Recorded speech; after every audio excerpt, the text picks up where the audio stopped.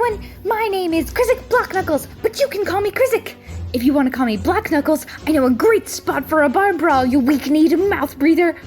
I'm a goblin barbarian, and you can usually find me in the underground biting pits of Waterdeep. Swing, swing! Take that, you slimy rat! Ha ha! If I'm not there, you can also find me playing trumpet at the Yawning Portal with my band, Tunab Juicy. We're pretty good, I think. Anyway, if you... Hey, who are you calling tone deaf, you weasel face? Come here! Oh, hello. My name is Marv, and I am a kobold.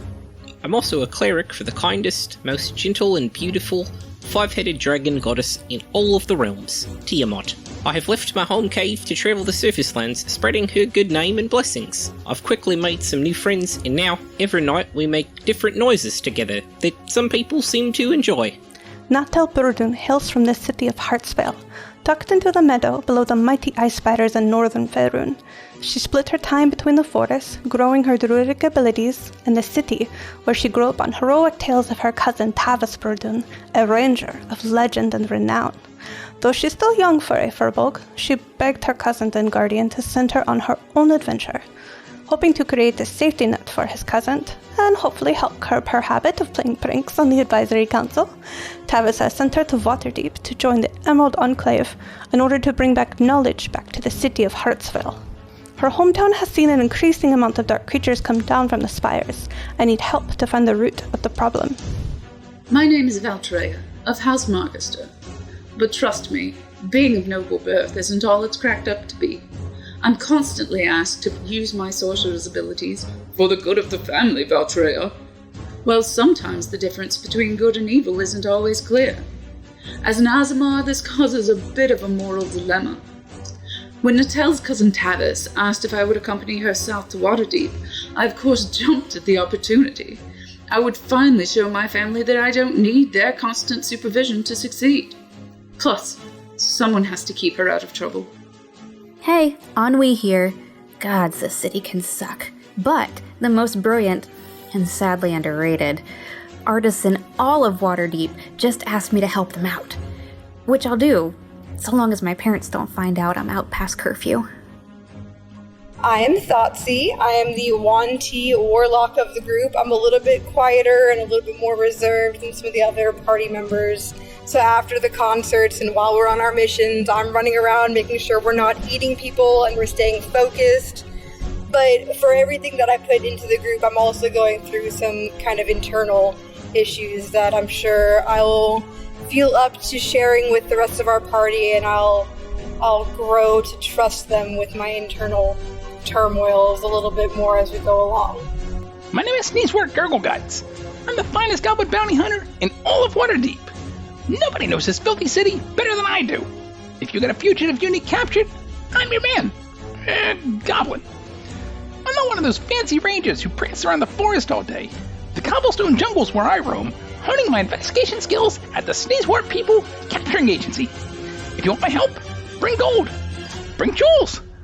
Maybe bring food. But, no dogs. Hey everybody, how's it going? Welcome to Table Hops and our Dungeons & Dragons Waterdeep Dragon Heist campaign. We have a fun session for you today, as the heroes have just jumped on the investigation of something called a Nimblewright, this strange little construct, and they sort of befriended one in one of the temples in Waterdeep. So just a quick recap, we had a fireball that blasted through the Troll Skull Alley right outside of their manor house, and when they went to investigate, they find that 11 people had died in a blast.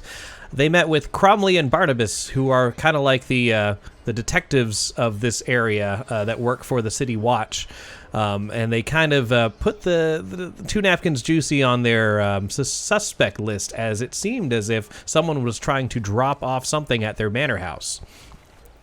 Throughout their investigation, they learned about something called a Nimblewright, and they tracked it down to a Temple of Gond. This deity that is all about constructs and weird inventions. They met a Nimblewright named Nim, and after sort of talking to him through Valletta, the clergy of the Temple of Gond, they learned that Nim had been creating his own constructs, and one of them had run away. And now the Temple of Gond has hired 2 Napkins Juicy to hunt down Nim's creation for a total of 500 gold in bounty, as long as they sort of keep it on the DL that one of their machines has escaped. Throughout the investigation, Natel went to Falconmare to talk to Jareth and to convince her to intervene at the temple in the North Ward to allow them to cast Speak with Dead on the gnome who turned out to be the target of the attack. They learned that this gnome, whose name is Dalakar, was one of Neverember's, not the son Renaer, but his father's secret spies, most trusted spies. And that's where we're going to be starting today, is in their manor, in Trollskull Alley's manor with Renaer, as he's kind of recounting the tales. This is the next day, starting at that, so you all have a long rest. So if you have any hit points or anything like that, you get it all back. Everything sound good? Mark got that 1 hit point back. 1 hit. Oh yeah, because you got hit by a bird. I did. All right. Well, before we get into our actual game for today, we're going to be starting with our mini game of Who's Who at the Yawning Portal. And because we didn't get either of them last week, I'm keeping the same 2 that we had before.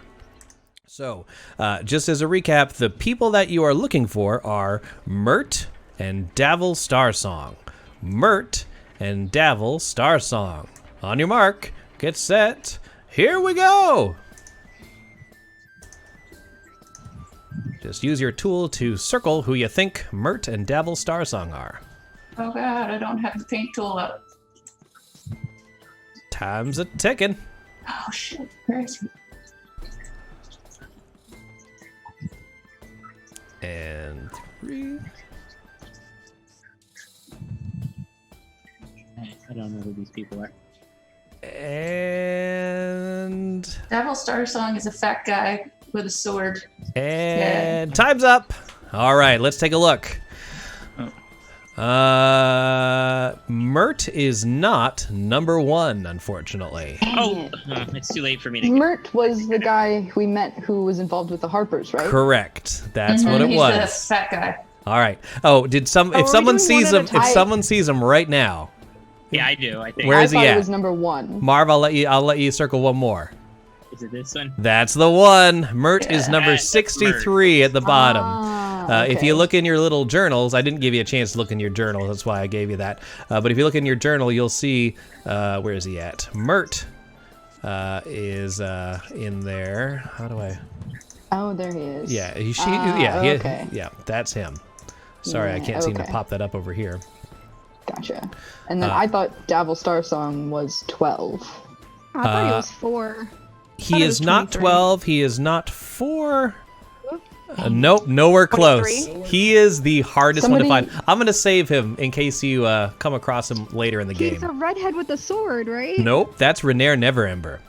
Davil Yeah. Starsong. It looks like somebody Okay, said 70. It's not 23, right?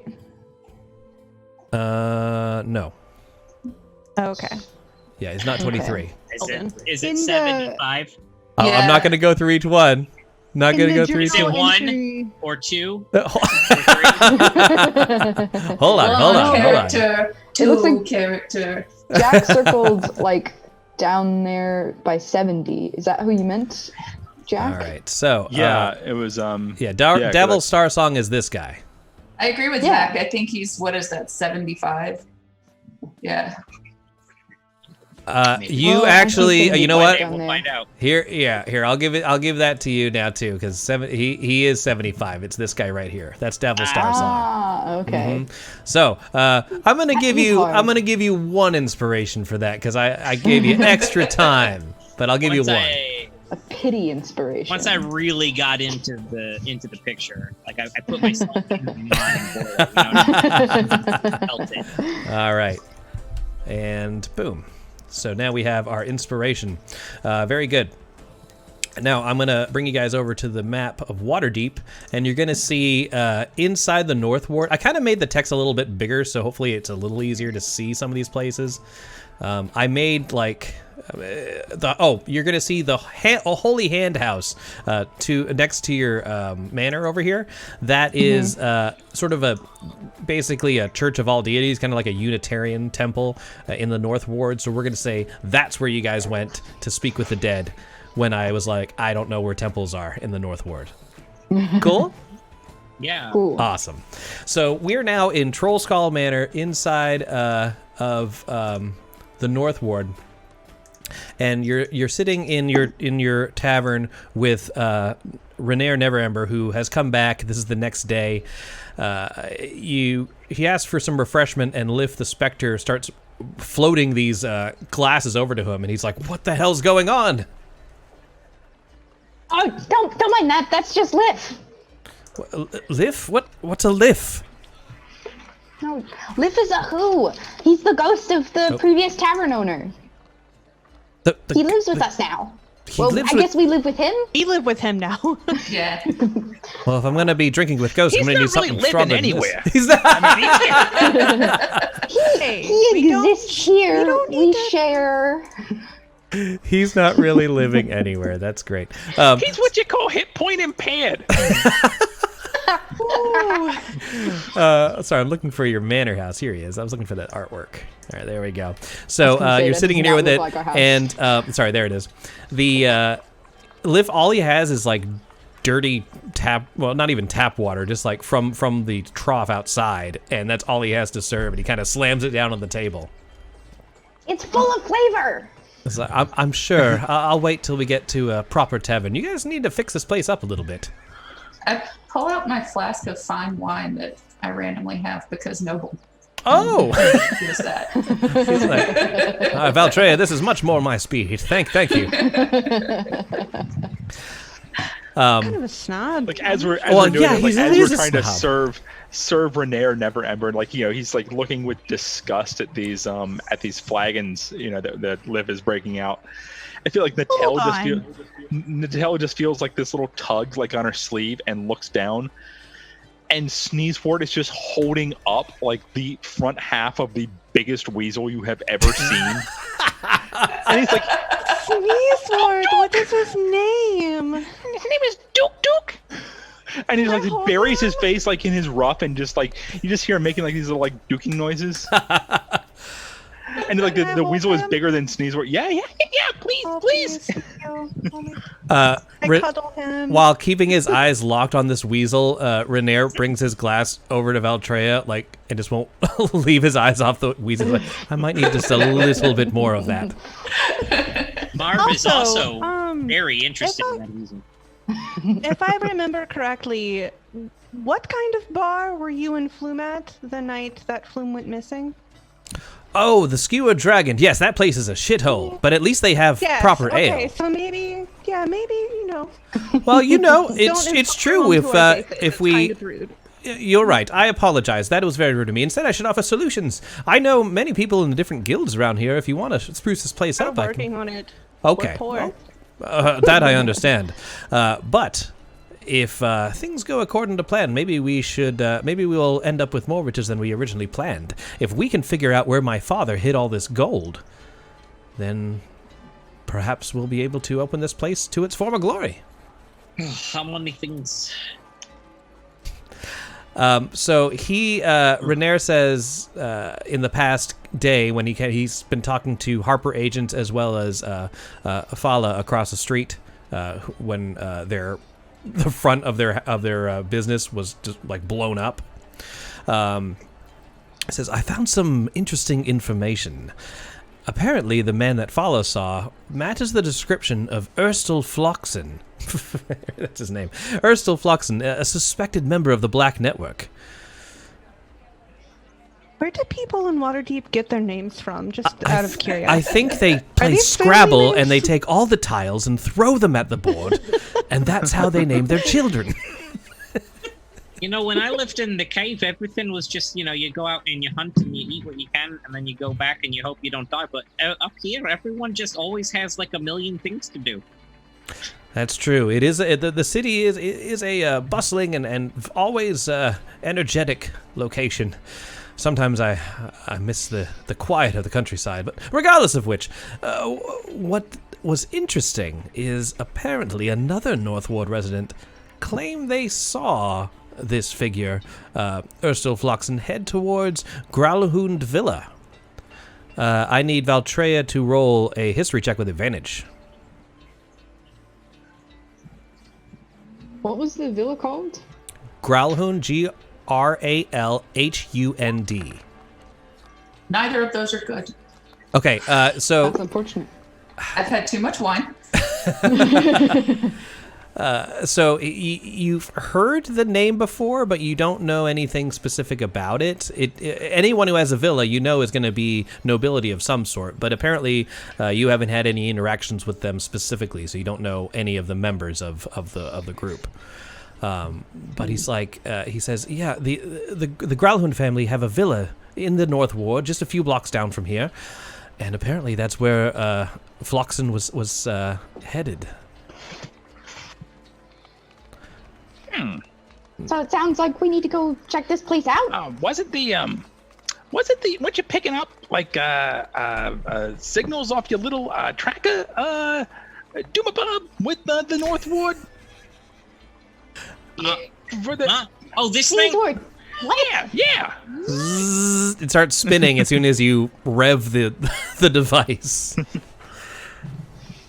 He's like, well, here's a problem. Apparently, some of the constables talked to Lord Gralhund, and he assured them that everything was fine. They have no grounds for a search warrant, so they didn't pursue the matter. Now, what I'm worried about is if Cromley and Barnabas come across this information, they may investigate before we have a chance. And if they get a hold of whatever happened to that stone or that creature or that construct that took it, or Floxen who took it, sorry, then we'll never get our hands on it. So what should we do? Should we let the law take it into their own hands, or should we try and investigate for ourselves? Yep. Because it laughs at that suggestion. Like, let the cops handle it? Yeah, okay. Well, that's my thoughts entirely. Now, I apologize, my friends, but my face is too well known in these parts. I cannot go breaking into a noble villa. I won't be able to accompany you on this. However, I can tell you that you can't send this noble in there. Didn't somebody mistake you for someone else? Yes, and I don't want that to happen again. No, someone else thought someone else was me. That's how famous I am. So Rainier, you guys do look pretty similar. It's not that big. You look like every human I've ever seen.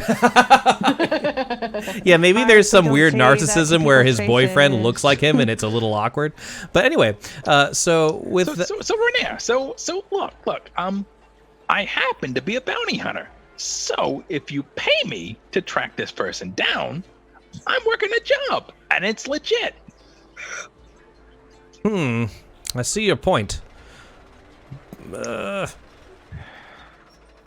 tell you what, if you help me get this stone, and we can use it to find my father's treasure, then I'll split the gold with everyone. There's millions of dragons in there. The gold pieces, not the creatures. Oh. Millions Mark of isn't dragons! interested anymore. Yeah, he loses interest immediately. I'm still interested, but it sounds less exciting. So, I'm interested. Well, so I'm not sure what Floxen would be doing in Gralhund Villa, but if he is there and they're hiding him, perhaps he will know what happened to the stone. Apparently he swiped something off of the gnome, is what you told me. It has to be the stone, right? Yes, I think that's what the dead gnome said it was, right? Yeah, yep, that's what the dead gnome said. That's what I have in the notes here. Now, if I was going to break in, of course you can't go in through the front door. I'd highly recommend you go in through the stables, as the door is kind of off to the side. It won't be as conspicuous as if you went through the front door. So I would go through the stables if I were you. Okay. All right. Do you have a map of this villa? Unfortunately, no.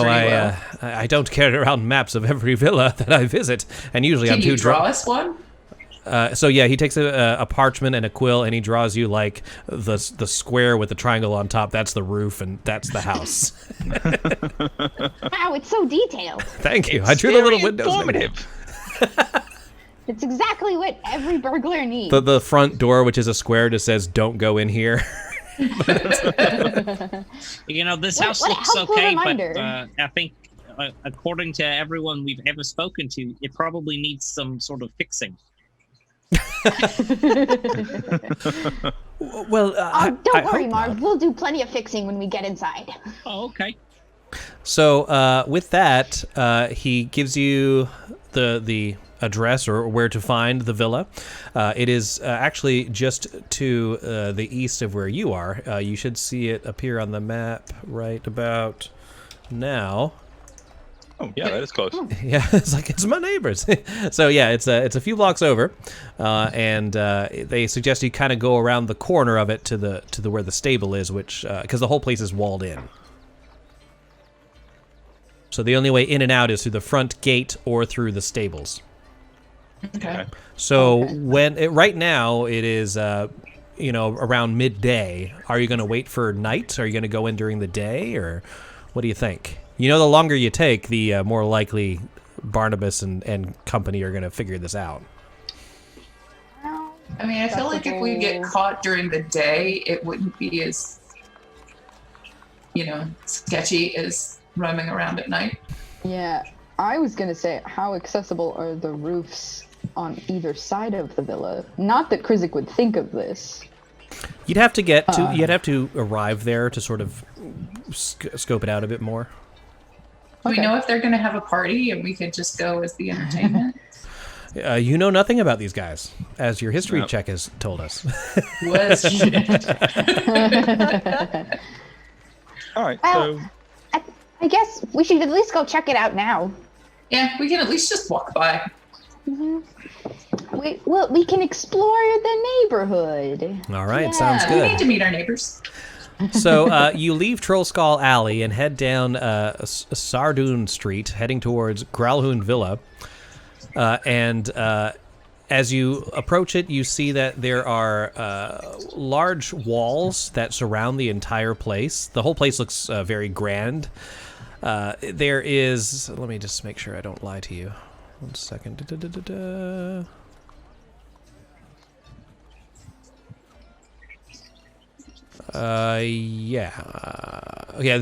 a wall that goes around the entire thing. It looks like at least 15 feet tall. Stone walls. There's an iron gate in the front that heads towards, and then there's a manor house in the center of a courtyard that has a large iron-bound oak door at the front. You don't see any guards or anyone around, or anyone on the grounds, but you can't really see too well because of the stone wall.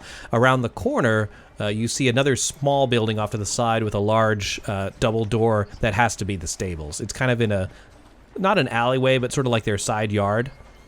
That would be a little bit... It wouldn't be right on the street, so it would definitely be more conspicuous to go that direction. You see City Watch doing their regular patrols, but they don't seem to take any notice of you. Okay. Yeah, I think we should probably go in through the stables and make our way through that way. See, Marv, as you are playing with your little doohickey, the little detector, you notice that it's spinning much more vigorously here. Oh. I will follow where it's taking me. Can we make that thing smaller so it's not as conspicuous? It's about like a foot tall, and yeah. That's a third of my height. Mm-hmm. So if we turned it off, can it be like folded up and like tucked away? No, it's a big metal rod. The little umbrella looking thing on the top is just that. It's just like a metal piece that spins. So there's no way to make it smaller. It is like triggered, so it's not like constantly whirring, if that makes sense. Right. But it is like a solid object. Oh, okay. That is super weird looking. Mm-hmm. It's even weird to see Marv play with it because it's just like. Yeah, it's a third of his height. That's funny. I'm just like.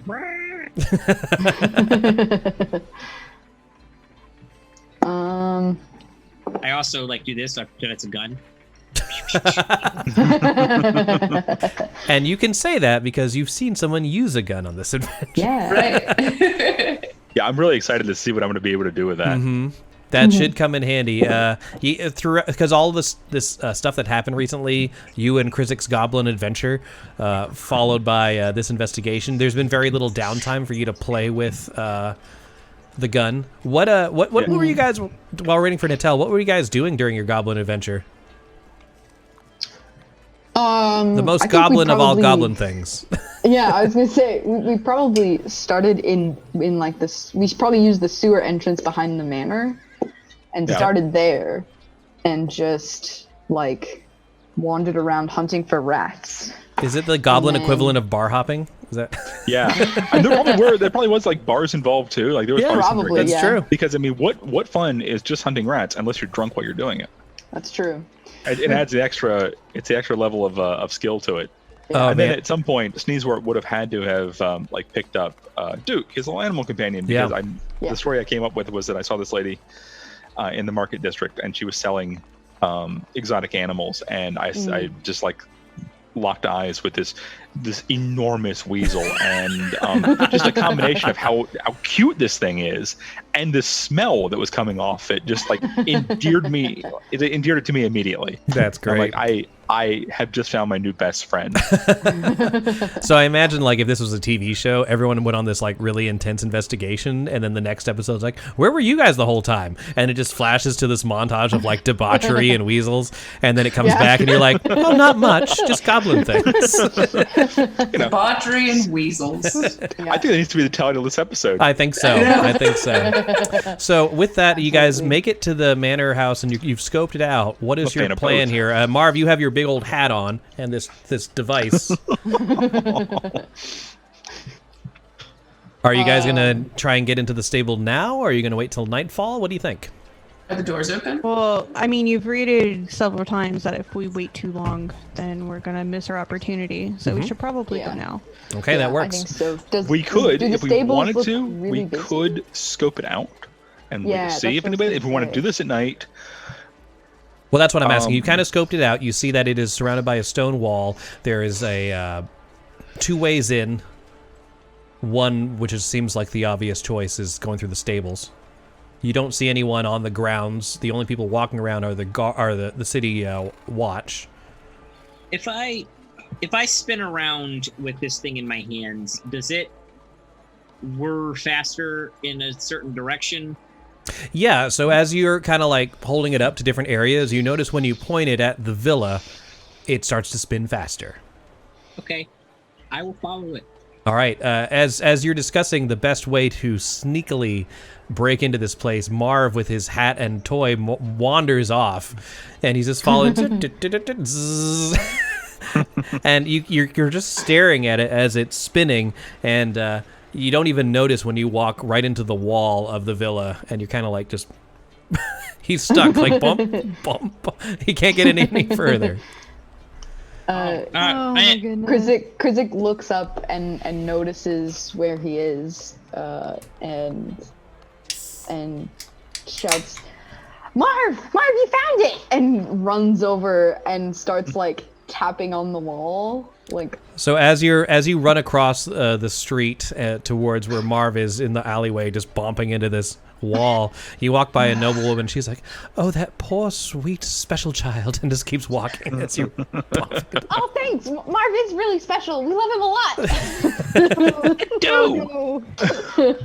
Sweet child. So this is just like a solid wall. Yes. That I'm at. Okay. Mm-hmm. Oh, is he at like a side wall? Is he? Like, He's on the side where the stable is. stables? A few feet down the road is the stable doors. Are there are there windows at this wall? There's no windows in the walls. Like the front wall of his villa. So I'll go from the window to the wall. No, you can't do that. No. That is not allowed. You're fine. So the sweat drips down your something. Yeah, I can't quite put it together. No. I know something. It's definitely not inspiring, I'll tell you that. This is the songwriting process. This is how Two Napkins Juicy There's a does song it. here somewhere for Two Napkins Juicy's. Speaking of which, I have my Two Juicy IPA, Nice. which I was very happy to get. So I have one of these for each episode. Nice. So, we going in, guys? Are the stable doors open? No. Yeah, Krizik sees the stable doors and he's like, "Oh, that's where we have to go, I guess." And he like waves Marv like, "Come on, let's go." Okay. Alrighty, Well, so let's get over there. Is that what we're doing? Because here we go. Yeah. Yes. Yeah. All right, you should not see anything yet. No. Nope. All right, let me get down to bit. Oh God, I've gone blind. It's black, and we come to in the back of a wagon. I'm glad you're awake. What time of day? It's daytime. It is right? daytime.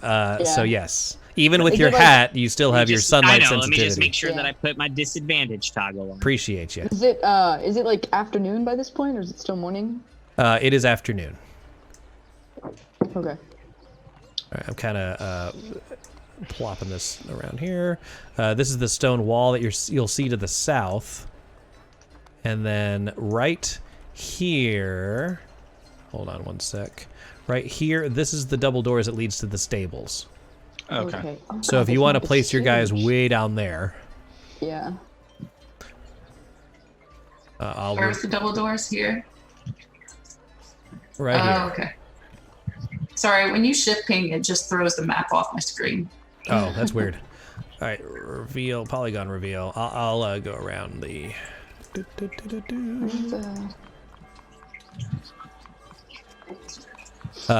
the front door... I'm trying to go around the whole building here. Sneeze. Bless you. Yeah. You Thanks. good? Yeah, I sneeze. All right, I think that's good. So, just so for... Oh, where the heck? This is the main gate. Oh, come on, you... This is the main gate on the opposite end, just so that makes sense to you. Okay, cool. So there is a double door here that seems to lead into a stable, and it is locked. You don't hear any noises except for maybe the movement of some horses, you hope, large creatures on the opposite side of this door. But you don't hear any speech or anything. Marv is gonna check for track.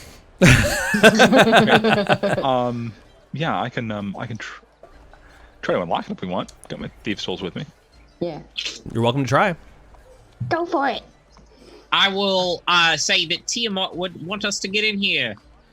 Okay, that gives you your your Guided. D4 guidance. All right, let me go ahead and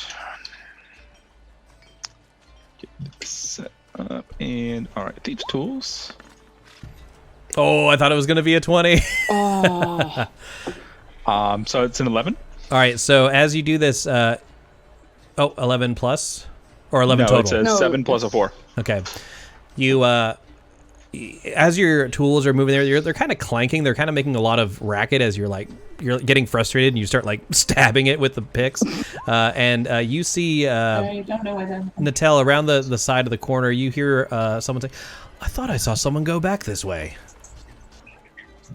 Oh shit. Wait, which corner? The corner closest to us? Or The one closest to Marv. Oh. Guys, bolt. we I'm just Over we kidding. here. either need to run or get in there really fast. Somebody's coming. We could just continue to walk down the alleyway. How tall is the wall? 15 feet.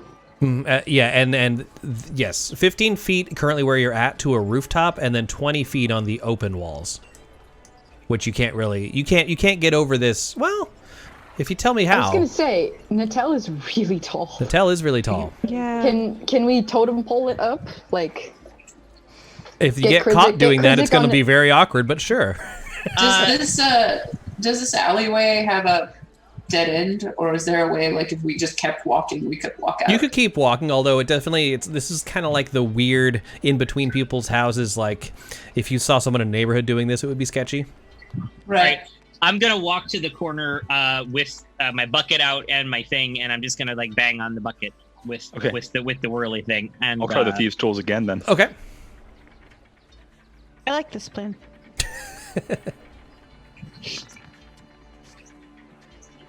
So I say, much better. Yeah, it's a 19. You still have guidance. Roll a d4. Okay. Well. Or no, is that not a thing? No, it was a one-time. Yeah, it's just a one-time thing.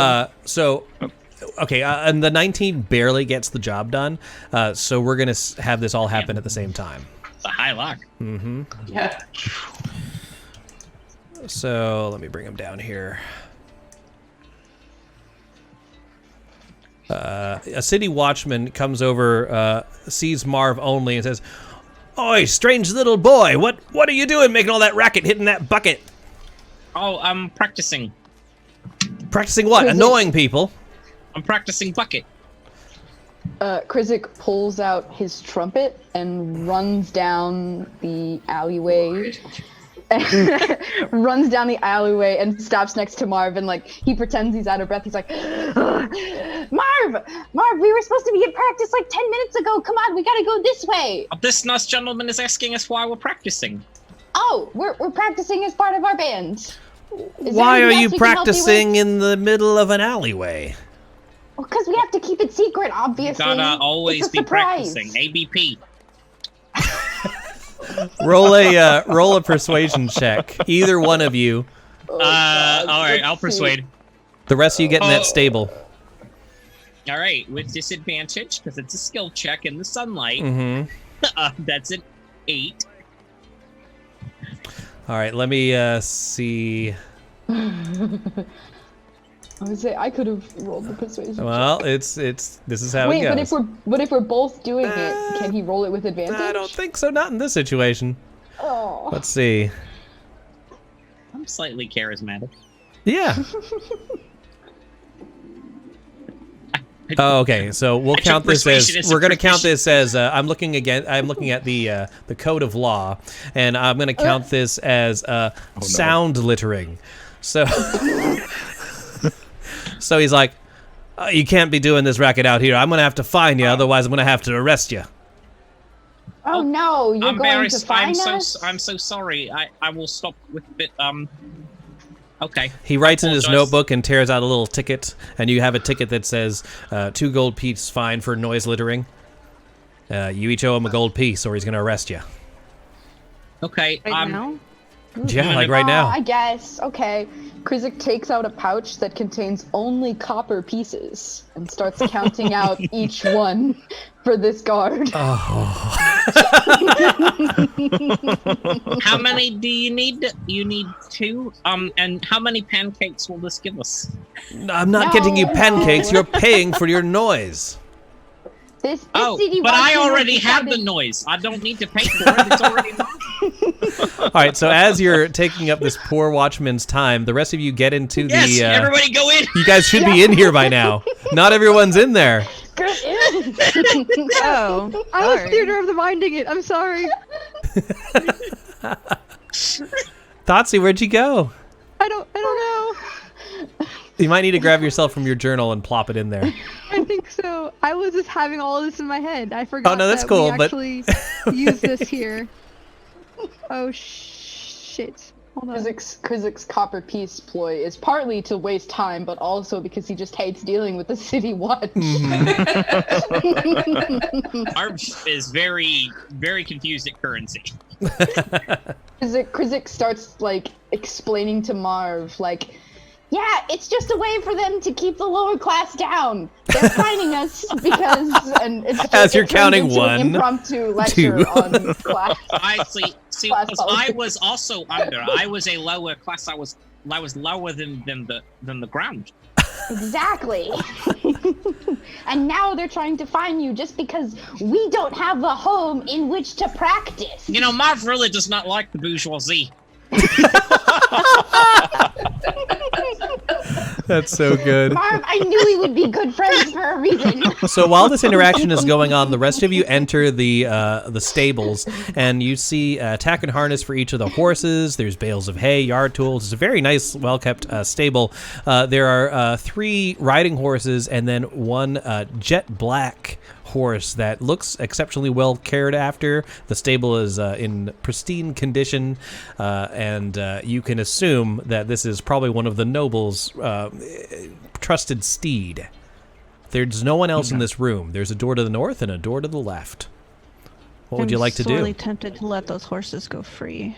That I agree with you, but it would draw attention to us. Maybe later. I mean, it would draw attention. Could be a good distraction later if we need to get out. Later. That's very true. I had to do a perception check on the room to see if we notice. Sure, go ahead. Anybody in here? Oh no! No. Oh, Jesus. Oh, right. we're getting them out of the way. Well, So Sneezeward, as you're looking around in the stables, one of the horses just sort of like bites at you, and won't let you anywhere near it. Okay. I found another animal I don't like. Think of them as big dogs. So as that is happening, Marv and Krizik, after a grueling counting session, you finally give them 200 copper pieces. So what you're saying is, if all of the working people got together, they would actually have more power than the people that employ them? Yeah, that's exactly how it is. Well, that seems like just something that should be done. I know, but people believe the lies of the bourgeoisie. So as you do this, and he's listening to you, at first he was just like holding his head, and then he's like looking at you like, you know what, they're right. And as you have this long political discussion, and you hand him the 200 copper pieces, which he now has to lug around in this sack, you hear him like, I probably should try and find a better job. And he's like, all right, don't let me catch you people doing this again. Goodbye. And he leaves. As he leaves, Krizik shouts, make sure you find a good union! That's so great. You can join everyone else in the stables if you like. Excellent. Wow. Oh, hi, everyone.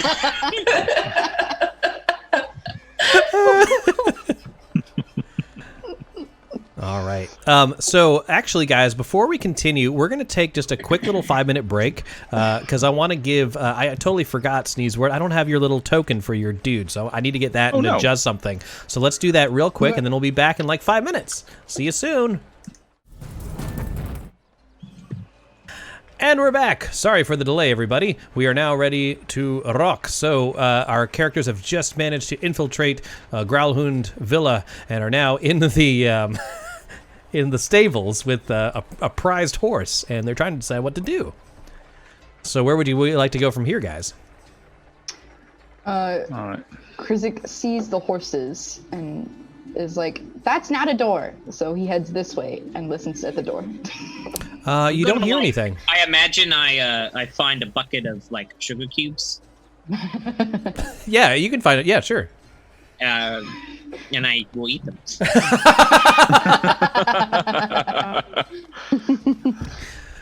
This is the second campaign where Marv found a strange bucket of treats. All right, so this door right here? Yes, the left door. All right. Oh, wait, no, sorry. We came down this alleyway? Yeah, we came down this way, came in this door, and then there's probably a door here, it looks like, and a door right here. That's it. Oh, okay. All right, sorry. I thought we came down the other way. Krizik listens at this door. You hear nothing he at that. knows that we heard that Marv's like device thing was making noise. Make around, a perception check. Area. Okay. Tiamat would want you to know this. Oh, sweet. I'm really starting to come around on Tiamat. Well, she is the best. Wait till you meet her in person. Alrighty, so D4. Hold on. True. When you meet her in person, she's gonna give you 14. The warmest hug. All right. Okay, so just to retcon this, killed there's complete silence at this point. At this point, you can't really tell, but it sounds like a large open area. This probably leads into the main courtyard. Okay. Okay. But I don't hear anything at this door. Mm-mm. Okay. Krizik turns to everyone. It's like, I didn't hear anything coming from this way, guys. Do we want to go through this one? What's up, Yellow Devil? I'm glad you got your internet back. That's no fun. Well, it's fun now that you have the internet, but yeah.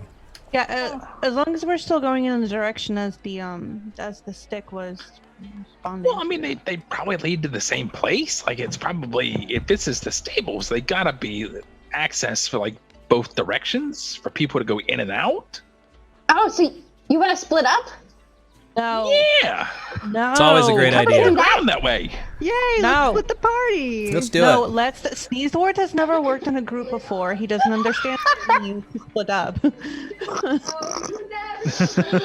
All right, which way are we going, guys? I guess that was a bad idea. So which way are we going? Shall we flip a coin? Or let's some go other multi-sided? Quiet. I don't want to go anywhere near those big dogs anymore. Those are a little scary, actually. Well, here, I'll stand in between you and the horse. Look, they're friendly. And Krizik holds out a hand without looking at the horse. Oh God! Hold on. I'm gonna use my racial trait and just tell the horse to not bite. Bite off Krizik's All right, hand. so at that moment, like the jaws open, you see the big teeth and gums, and it's like, aw. Krizik still has not actually looked at the horse, so he's like, see, it's not doing anything to me. Oh God! Look, can we leave? Yeah. Let's go. Choose a door. Let's go towards the door. Oh, did he eat the entire bucket of? He did. Oh boy! All gone. Okay, yeah, we need to leave. Although he kind of has like the cocaine nose because he's been digging his snout into the. That's like white powder on it. Are either of the doors locked? We have like an hour before Marv is going to pass out. Neither door seems to be locked. The only lock it seemed was on the door where you entered. Where they don't want people to come in and mess with their horses. Imagine that. My vote is for this door. All right, that's what we're doing. All right, let's do that door. Okay. You open the door and you see a large pile of hay. I guess this is a bedroom. Let's search for needles. That was quiet. Search for needles. It's a DC 30. Actually, you know what? Let's do a perception check before we move into this room. Sure. Yeah. All right. 11. All right. Let's see what Duke. Nothing better. Okay. Okay. It just seems like this is where you find a couple of like garden tools and like other like hay that's brought into bales, but other than that, it doesn't seem like there's anything else. The hay is for horses, yes. I'm gonna root around in it a little bit. Sure. Marv is rolling in the hay. You've done it. Is there? Do I dig up anything? No, you do burn off a little bit of the sugar energy. Okay. Okay, there's nothing in here. He's kind of like, you're kind of meerkatting, like your head pops out of this and then ducks back in and goes over and then pops back out again. Oh my God. There is another door there. Yeah, Krizik like jiggles the door handle to see if it's unlocked. Do we hear anything on the other side of this door? Should we check this? Oh yeah.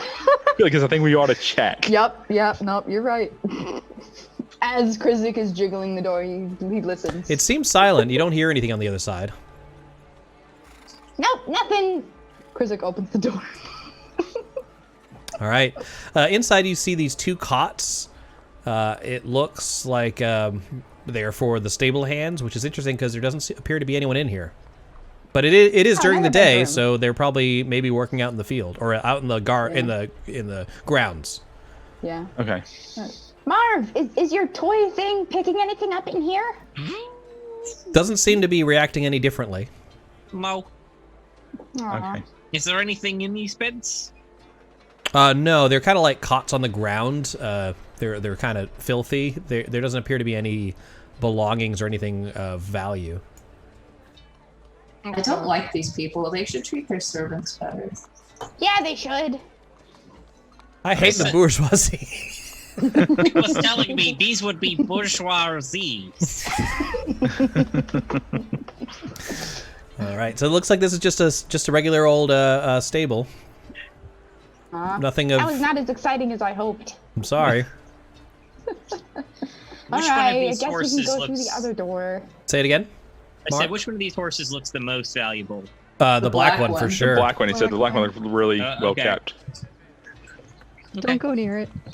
What are That's you? fine. Okay, I guess we'll find out what What that are you means. planning? I'm scared. I'm not planning anything. I just want to know. Marv will remember that. It's good to know these things. All right. Opening the door. Yeah, if we don't hear anything on the other side, we'll quietly, slowly push the door open. One might say gingerly. Gingerly, indeed. So you open the door and you realize that this leads out to the courtyard of the rest of the grounds. You can kind of see up to this far in either direction. It looks like this wall continues up towards the main house. There is also 2 doors. There is one right here and one over here. Okay. All right. This is. I don't know if this is much of a 2-door.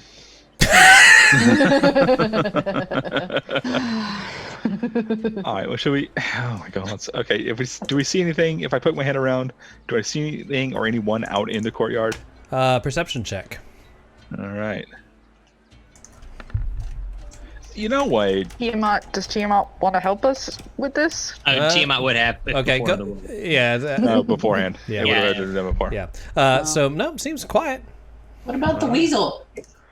Yeah. Did you roll for both of them? I did not, but we can just send it. We'll send the weasel out and see what does Duke see.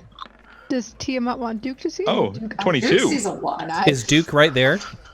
Duke's right there. If Marv touches that weasel to guide, he might not let it go. Probably best that I know. So I might not guide it. as the weasel, you look around, you look. I don't see anything, Duke. Duke, why don't you take a look? And the little weasel is like, and moves up to the middle, and I guess weasels do this, and he looks around, and then you hear this huge, ground shaking bark. And you see these 2 huge mastiff hounds charging towards Duke. We probably just want to play with him. Do I hear that? Yes. Okay, I'm going to push out in front of everyone. All right, so with that, guys, we're going to have to roll initiative. All right, guys, you're going to have to roll initiative. Oh, we don't. Oh, this is initiative. Oh. Yeah. Yeah, because they're attacking Duke now. Hey. No. When you attack one member of the party, you attack everyone. Initiative is a skill check, right? So I would have disadvantage on it, wouldn't I? Is it? I mean, you're technically still inside a building. Oh, you're right. No, roll normally for right now. Duke has his own initiative. Yeah, you should be able to click on him and then, or here, I'll add him to the turn order. Okay. And you can roll for him manually. I can still click on Duke and yeah, you should be able to. him. Yeah, if that's messing you up, I can turn it off. But initiative is counts as a dexterity check. So if you have anything, but Seb is right. I am technically inside. Yeah, you're fine. But for anything else that affects ability checks, just keep that in mind for. Yeah. It doesn't matter. I rolled a fucking 2, so it could only get worse by 1. All right, is everyone in there? Oh no, not the bad guys. Sorry. You can leave them out. It's okay. No, they got to do stuff. Debatable. You hear a man's voice yell out, "Boy, what do you smell, boy?" And here we go. We start with Duke. Okay, he's gonna take off. I mean, there's no reason for him to. No, he would be afraid, I would assume, of mastiffs. Yeah, 2 giant dogs. I mean, he's not a badger. Yeah. All right, so okay, and that's it. That's what it is. Actually, just not to rules lawyer on a weasel, but Duke is your animal companion, and you're a ranger, right? Yes. So he doesn't actually get his own initiative. He rolls. He does it when your initiative is. It says companion obeys your commands as best can. It rolls for initiative like any other creature, but you determine its actions, decisions, attitudes, and so on. Really? If you're incapacitated or absent, your companion acts on its own. Huh. That's not how I run Niku. Oh. But I'm also not running UA Ranger. I'm running the OG Ranger. Oh, gotcha. Maybe you're just wrong. This is just I could just be wrong. Conclave. This is just from the Conclave is the updated one or the changed one. Oh, is it? Is my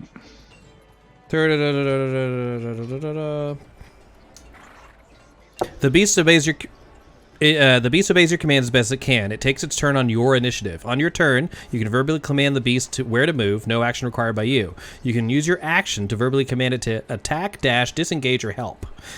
Once you have the extra attack feature, you can make one weapon attack yourself, and when you command the beast, you can make one weapon attack yourself when you command the beast to make the attack action.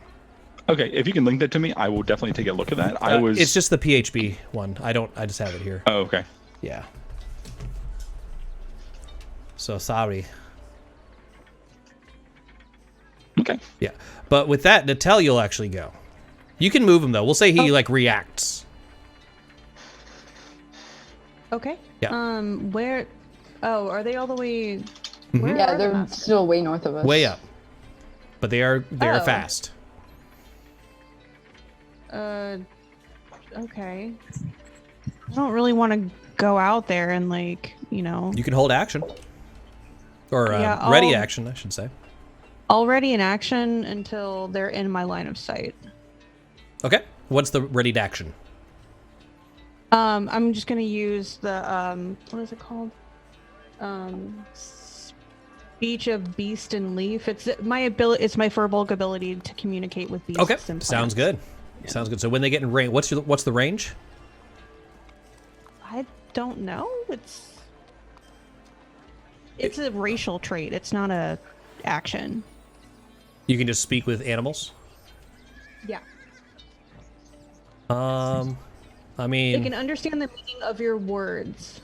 They I can have advantage on all charisma checks you make to influence them. So if you yell out right now, they will hear you, but so will anyone else around. Yeah, so will the groundskeeper. Mm-hmm. So you want to I feel just like chill? he's gonna find us eventually. So you want to just chill? Yeah, I'm just gonna wait. All right. Let's go to Krizik then. Okay. Krizik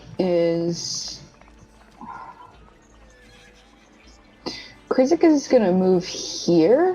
Okay. And he's gonna pull out his longsword, and I guess I can I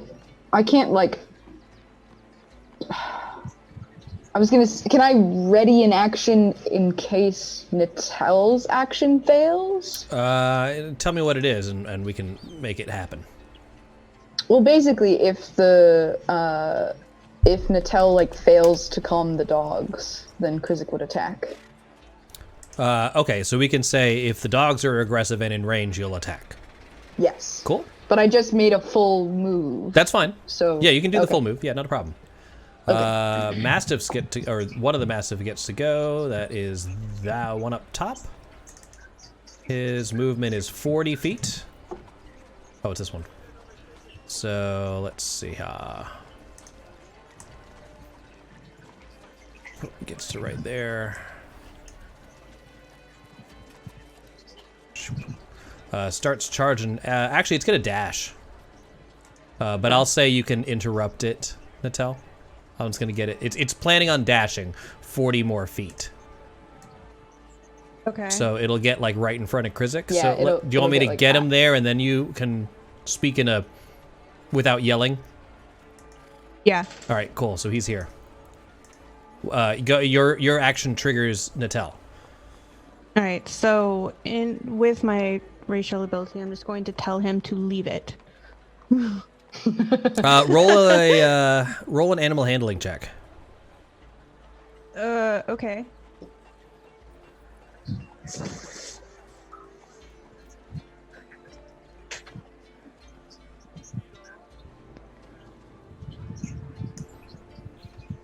I get it.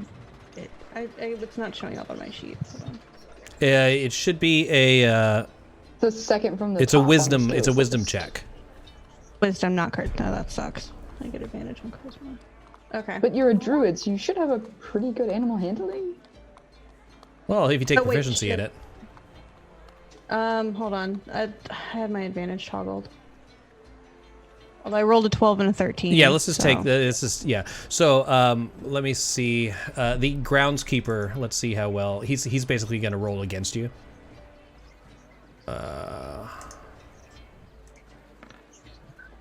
To see how well trained they are.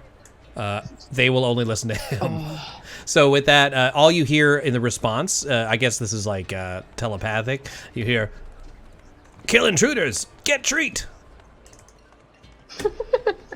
They are trained, like they understand you, but they've been trained to attack intruders.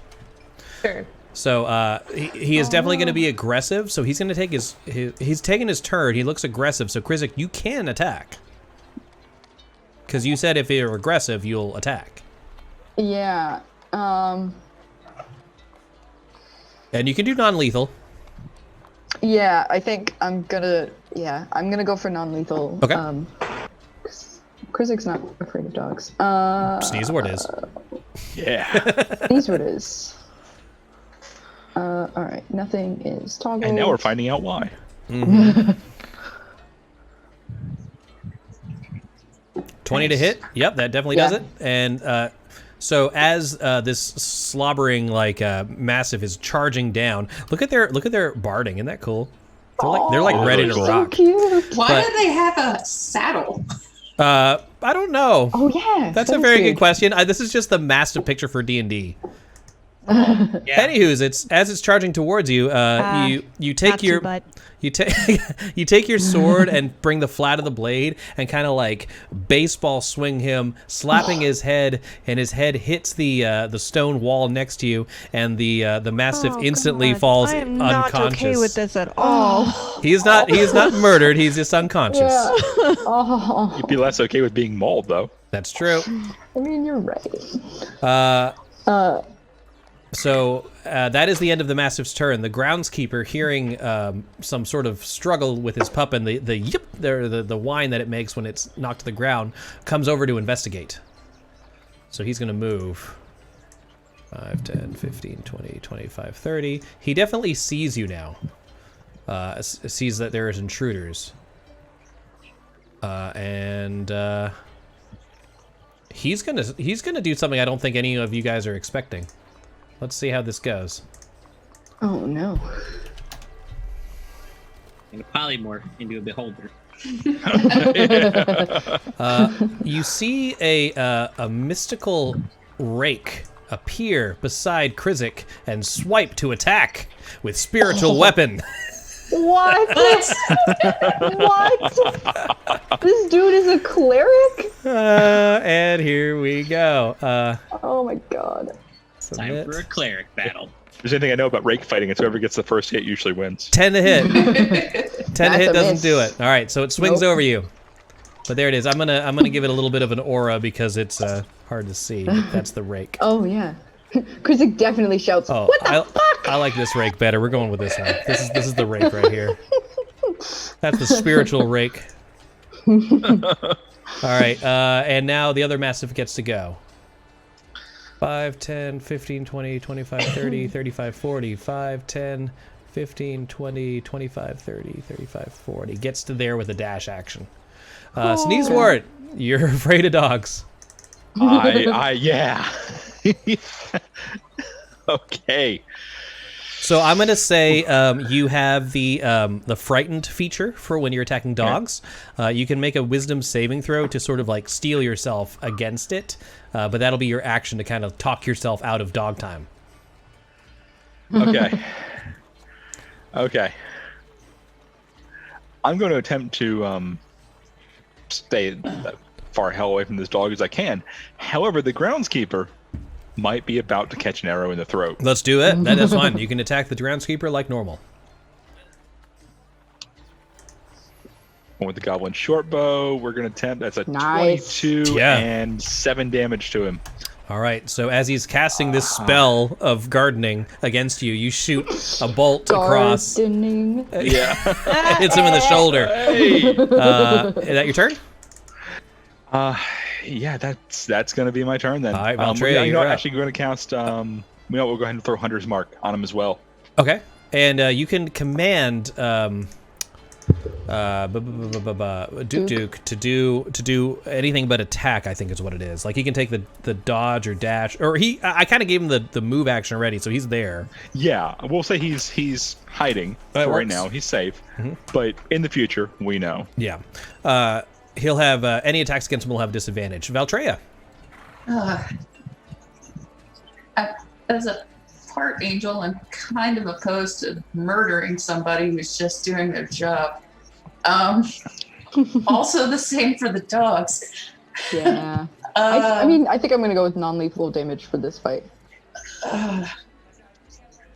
Other than shooting sparks in space to dissuade him, but I don't know if that would do it. I kind of like the idea of Krizik walking out, a dog attacking him. He's like, "Oh shit!" and just slaps him with a sword and knocks him out. I'm sorry. I think that's what happened. Like, and then the angry gardener has this magic rake. Yeah. Yeah. I mean, honestly, I don't want to attack either of them. You don't have to. You can make a so I'm ready to gonna action. Use prestidigitation, Okay. and I'm gonna shoot a shower of sparks in the dog's face. Damn it, Ryan. I like that. I just got that. I was about to use it. So what's the range on prestidigitation? 10 feet. So get within So 10 I'll feet. go out there. Okay. What'd you say? I thought it was 30. No, it says 10. It says 10. Yeah, but- you'll have to get within 10 feet to do it. Okay. Is that 10 or is that 15? That's 15. Yeah. So I'm going to count this as the help action. So what that's going to do is basically you're distracting it with these the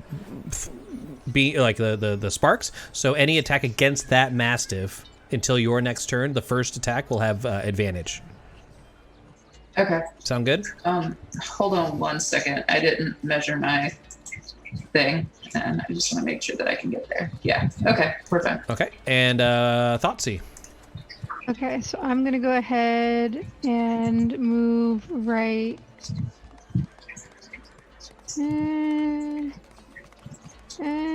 Here. Can I do I have a straight shot at groundskeeper? Yeah, the mastiff is big, but not that big. Yeah, you can do your business. Okay, cool. I'm gonna go ahead and just use Eldritch Blast real quick. All right, so full on murder. Let's do it. Yeah. No. Maybe, Well, it's yeah. fine. You do it. He is trying to murder you with a magic rake. I mean, it's The dog had 7 hit points or less, so. it's up to you. I mean, Up to spiritual you. weapon. You is said a you third said level you spell. said go ahead, shoot your beam. You already said it. Let's do it. You clicked on the spell. You didn't actually. Oh, roll. I didn't roll it. Oh. Yeah. My bad. I was waiting for it to go. I was like, all right. No, you're right. Go ahead. I'm sitting here just reading the description for Eldritch Blast. Oh, ignore me. I keep hitting the wrong button. What am I? 5? No, my 4. There it is. Okay, sorry about that. You good? What is the total? 10. 10 is not going to hit him. Okay. No, it sails over him. We move on to Marv. Marv will come out and go, "Oh, I can do that too," and I'll cast spiritual weapon on the gardener. Well, what is the weapon? The weapon is a dead rat. Okay. Nice. Let's see what I got Nice. here. Actually, Specifically a dead rat. here you Chris. go. Does it have X's for eyes? We need to know. No, it doesn't have X. Well, that's up to Zach. This token is just a bloodied Yes. half a rat. Yeah. I imagine this thing is like it's sort of just floppy, barely it's just hanging like- together in the middle, so it just looks like a pair of like nunchucks Yes. swung by the tail. Kind of, yeah. All right, It's you like- get your bonus attack right away, All right. and you have Is control of this it. Spiritual weapon attacking, or is Marv attacking? The spiritual It's weapon the is spiritual attacking. weapon attacking. Okay, but I so- think you add your spell attack bonus. Okay, so then I'll have to ask DM. Is that going to be a disadvantage? No, Okay. no, because the rat is not affected by the sunlight. You are. Okay. So it's a D20 plus my spell attack modifier. This is my first time ever using this spell. Should I think be so. Automatically. Written. I'm looking at my character sheet like it's going to be written there. No, it should automatically add the attack bonus. Let's see. Well, nope, on a hit, yeah, you attack with your spell attack bonus. Yeah. Okay, and Which that should be like your wisdom. Yeah, it is. So my spell attack bonus is a 4. So d20 plus 4. Right. Hang on. All right, d20.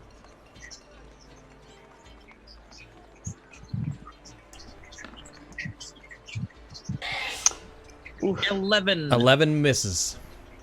Okay. As he sees this rat appear before him and start flapping around. He's just like, "What the hell is this?"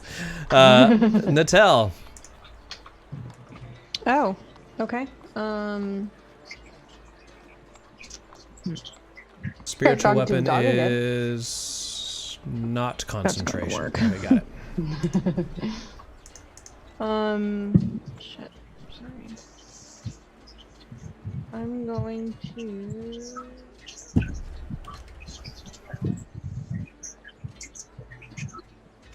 All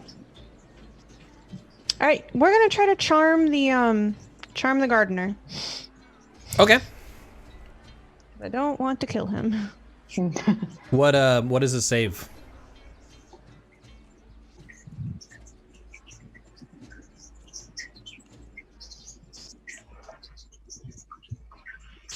Or you can pop charm in the chat.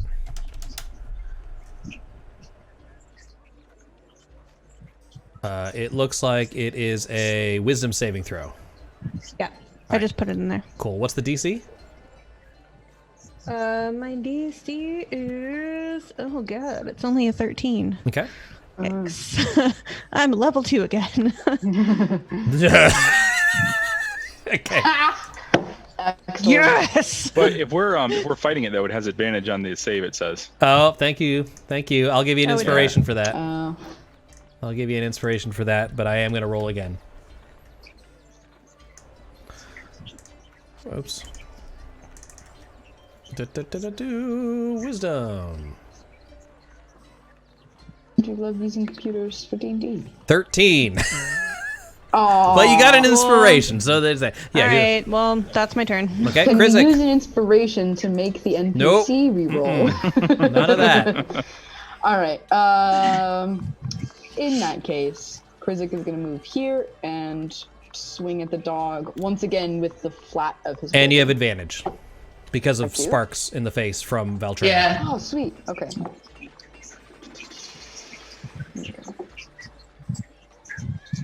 Did it roll? There it goes. Oh, well, 14. 14 does hit. Sweet, for 9 damage. All right, you smack him in the face with the side of your blade, and that dog goes down too with a yelp. And then the groundskeeper is yelling, where is he at? Oh, I can't choose him. Why can't I choose him? My dogs! They're my only friends! My dogs! And he's really pissed off. I didn't kill them. They're fine. He's wearing a rather unique hat. Yes, he is. I was gonna say, don't let Duke see it. I think that hat is. I think that hat might be Marv's spiritual weapon. That's it, attacking him at that moment. Yeah. All right, Krizik, that's the end of your turn. It's the groundskeeper's turn. He's pissed. He is pissed. Quit beating me with my own hat. I like to think the rat on his hat animated when Marv cast the spell.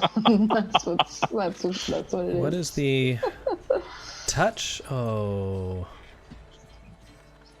Yeah, I'm gonna do it. He reaches out with his his hands. He just grasps a hold of you, Krizik.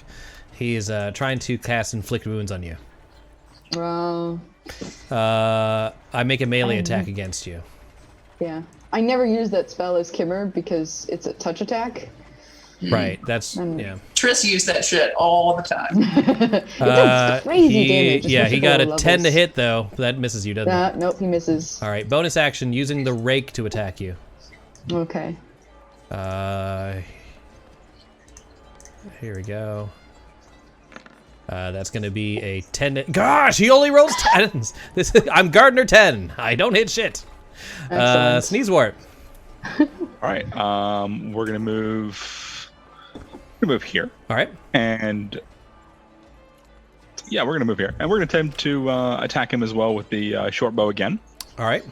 You have Hunter's Mark. And with Hunter's Mark on there as well. Yep.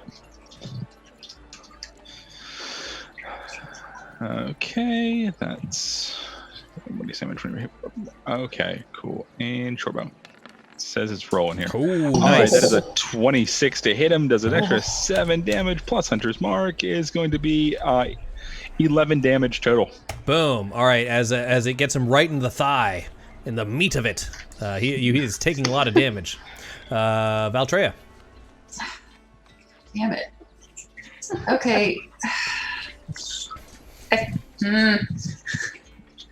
He did just try to like hurt my friend, but at the same time he is just still doing his fucking job. Krizik is also going for non-lethal damage, so Yeah. I guess I'm gonna do Chill Touch. All right. Sneezewort has no qualms about this. He unleashed dogs on us. That's totally fair. Yeah. Oh, there you go. Nice. There you go. Nice. Oh god. I don't want to hurt him. Let's, Can you do non-lethal You can't do damage on non-lethal this chill spell? touch I don't damage. think you no, can. No. No, I know. That's what I'm saying. Like, Yeah. Valtreya's like, I don't want to hurt him. Oh well, you only did Yeah. 4 damage, so no, you didn't hit. You didn't hurt him that much. Wow. All right, 4 damage. All right, Thoughtsy. I don't know what to do without like hurting him. Oh yeah, he's also got like a giant skeletal hand holding on to him. Does that do something to him?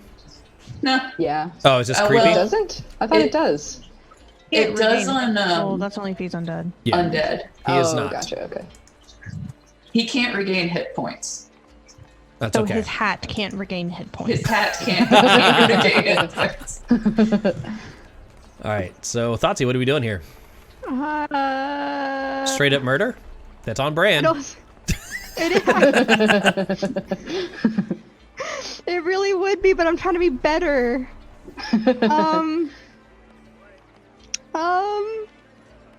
Two halves of you hurt more. I know. Honestly. Alright, so I'm gonna have like a little struggle moment in myself, and then I'm gonna end up just doing the Eldritch Blast. Okay, so the demons inside are winning. Yes. Let's do it. Let's do it. Alrighty. If I can find my spell again. Oh. Nope. I'm gonna say. I overcome the demon inside, and So I like you- sabotage myself. I'm like, no. So Thoughtsy raises her hand to cast Eldritch Blast, and you see her hesitate. And as it's shooting out, you hear her cry out "No!" and just flick her wrist up, and it causes the bolt to go wide. Marv. I'm gonna move my rat closer and attack with it. All right, this is your bonus action. Is this +4? That'll do it. Nice. And it does 1d8 plus something and something else. plus my ability modifier. Yeah, your So spellcasting ability modifier. 1d8 plus 2. Okay. 4 damage. All right, so this rat magically flies across the grounds and spanks the groundskeeper, and he yelps. Natel. Oh, whoa, that's a bonus. Oh, action. sorry, no. I am totally wrong. Marv, take your normal action. My apologies. All right, I'm gonna come up and go. Oh, please stop. Are you just asking him, or are you begging and groveling? I'm gonna save the grovel. I'm just asking politely. He says, "No, you knocked out both my dogs with a sword." Well, They're not dead. You hit us with the rake. I'm gonna take this. He hasn't hit me with the rake yet. He is in pure rage. He's in dog daddy rage right now. I think we're the assholes, you guys. He's the one who brought dogs. We're the assholes. Natel. All right. Or that's actually, I'm sorry. I keep interrupting. Talking around like that, that's just a free action. If you still want to do something else, you can.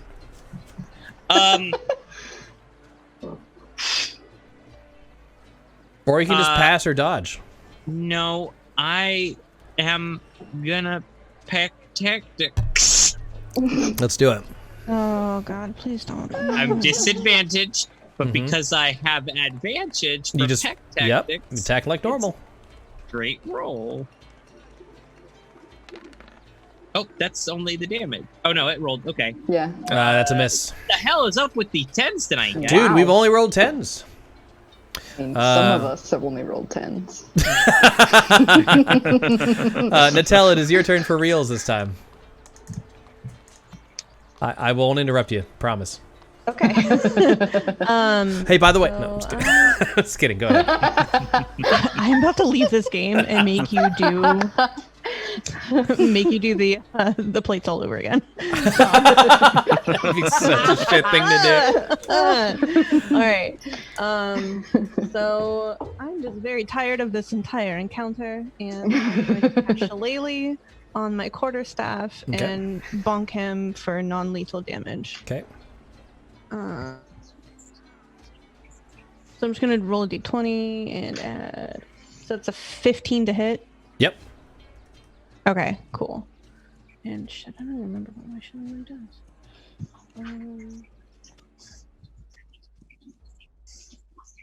8 plus 2.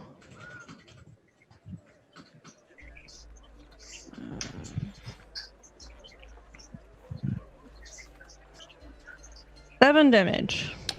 Oh, that is non-lethal. That is exactly how many hit points you have. So as he's yelling at Marv, as Marv's like, "Why don't you stop?" He starts yelling, and from behind, Natel takes her club and just bonks him on the head, and he crumples unconscious at Marv's feet. Good job, guys. Just in case, I will tap him and cast Spare the Dying.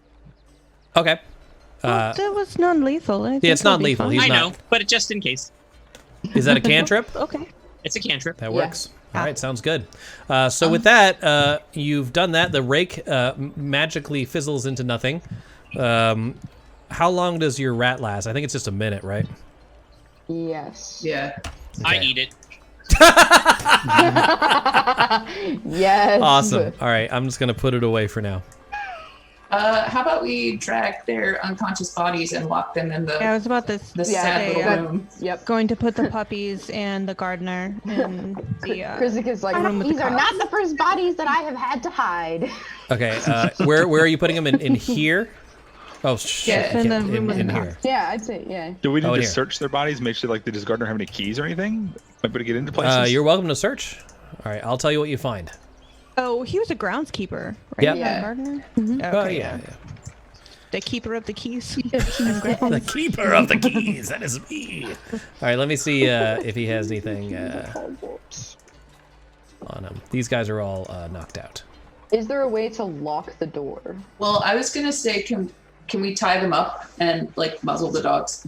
If you have items to do such things. I have ropes. Sure, that's what comes in an adventure. If you mark it off, if you mark it off your sheet, you can do that. Yeah, and you can muzzle the dogs with a rope too. Mm-hmm. Yes. So they are all unconscious, tied up, and bound. You know, like we do. Yep. Yeah. We do. Grappled and restrained. Grappled and restrained. Date night. I will also mark off rope from my sheet. Okay, let's see. His name is Herv Taldred, just in case anyone was curious. Aww. He has nothing on him. Okay. Okay. No Neither do keys the or anything? dogs. Nothing. Okay. I'm Krizik points to the dog's armor and is like, Hey, Sneezewort, we should get some of that for Duke Duke. We totally should. It's too big for Duke Duke. Well, we can make yeah, we can make it smaller. Yeah, you could make it smaller. I think I'm sure we can stitch something together. All right. Yeah. So in the grounds, you notice that there is a door here and here, and the grounds continue along to the west. So it's up to you how you want to approach this. You would assume that the people inside the manor probably have heard a couple of dog barks at this time. You don't know what that means. Hey guys, we should hurry up. Yeah, we'll check out the one in front of us here, maybe. Can we? Well, Krizik turns to Marv and is like, "Hey, take out your thing." Yeah. As you point it towards the stables, it slows down, or it maintains its current speed. As you point it towards the manor house, like where Sneezewort is, it starts revving up. Okay. Follow the toy.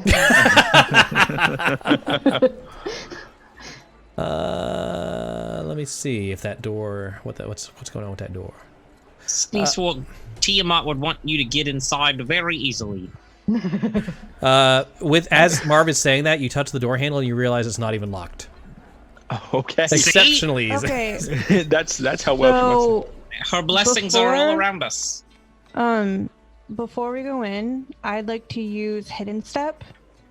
What does that do? And it lets me go invisible. Oh, cool. It is a firbolg. That's right. Okay. Yeah. Oh, that's awesome. Yeah.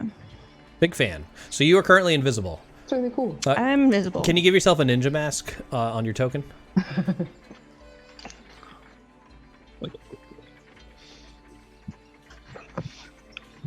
That looks like a bank rob. Oh, there it is.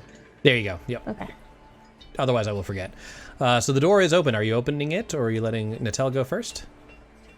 Let Natel go first. I'm wherever she was. I turn around, she's just gone. Yeah. Like, what the hell is this? Krizik turns around, sees that Natel is gone, and is like, "You're not allowed to use that when we play hide and seek."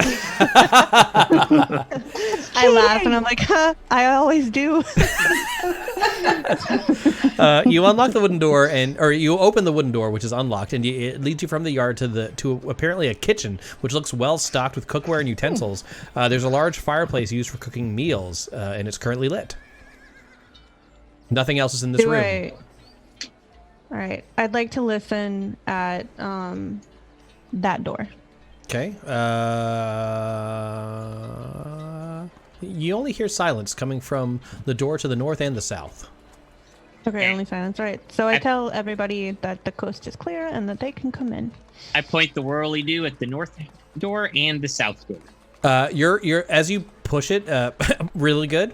There is, it starts to speed up quite a bit, but it seems like it's concentrated in this building to the point where you can't quite discern one way or the other which is the way to go. Okay. It's at its maximum velocity. Has it started to spin fast enough to lift Marv off the ground? Not quite yet. Darn it. It does make a little bit of a strange noise. So if you're trying to be stealthy, you might not want to do it all the time. It sounds kind of like the key from Masters of the Universe. Stealth, so. Yeah, we're not going to be very stealthy. Like, I hope everyone knows that. I can be fairly stealthy. I mean, Krizik can be stealthy. Once. So, oh, good. I'm back indoors. Thankfully, I'm out of that awful sunlight. Yeah. All right. Well, guys, what door do we want to go through? This is the one in front of us, I guess. If this is the kitchen, the north or south? I guess. Yeah, it's north? up or down. North. Okay. So yeah, I'm cool with the that. one next to Natel? Yeah. Okay. All right, if we're all fine with it, I will open the door. I'm good. Go for it. All right, give me just a second. All right. More stuff. All right, so as you look in here, this room looks like where servants would be washing clothing. It contains scrub buckets, wash basins, soaps, mops, and chamber pots. It looks like there's a servant's staircase leading up, but what brings you, what shocks you is you do see a middle-aged human female dressed in sort of like a maid type garb. Her body is just on the stairs and looks like she's been her throat has been slit. Oh no! Oh. So that is right here. Medicine check.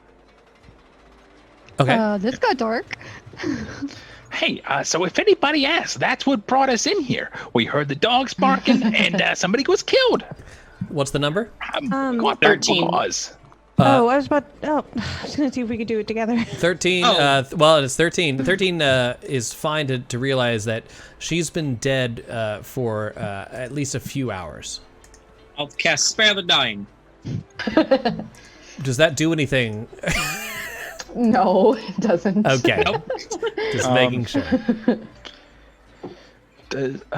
So you said she's one of the servants? Appears to be. Okay.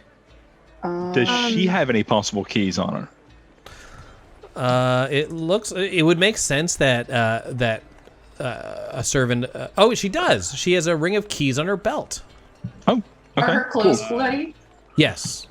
Oh, okay. So we can't use those. Does it look like she was like dragged, or was she just killed and left there? It looks like she was killed in this current location. Okay. You don't see any like drag marks. Do one of us want to? Well, I guess it would have to be me or Thoughtsy dress up as her because I can do prestidigitation. They probably recognize the servants. I mean, yeah, they would probably know them. Valtreya, make a history check. Valtreya, make a history check. Mm-hmm. I think it's a good idea. Chris, do you have to attune to the Ring of Keys? You do not. Jesus. What we got? 10. You don't remember looking servants in the eye, but you don't know. That's not true. I always did. I was friends with my servants. Okay, so maybe your parents told you you shouldn't, but you decided against it.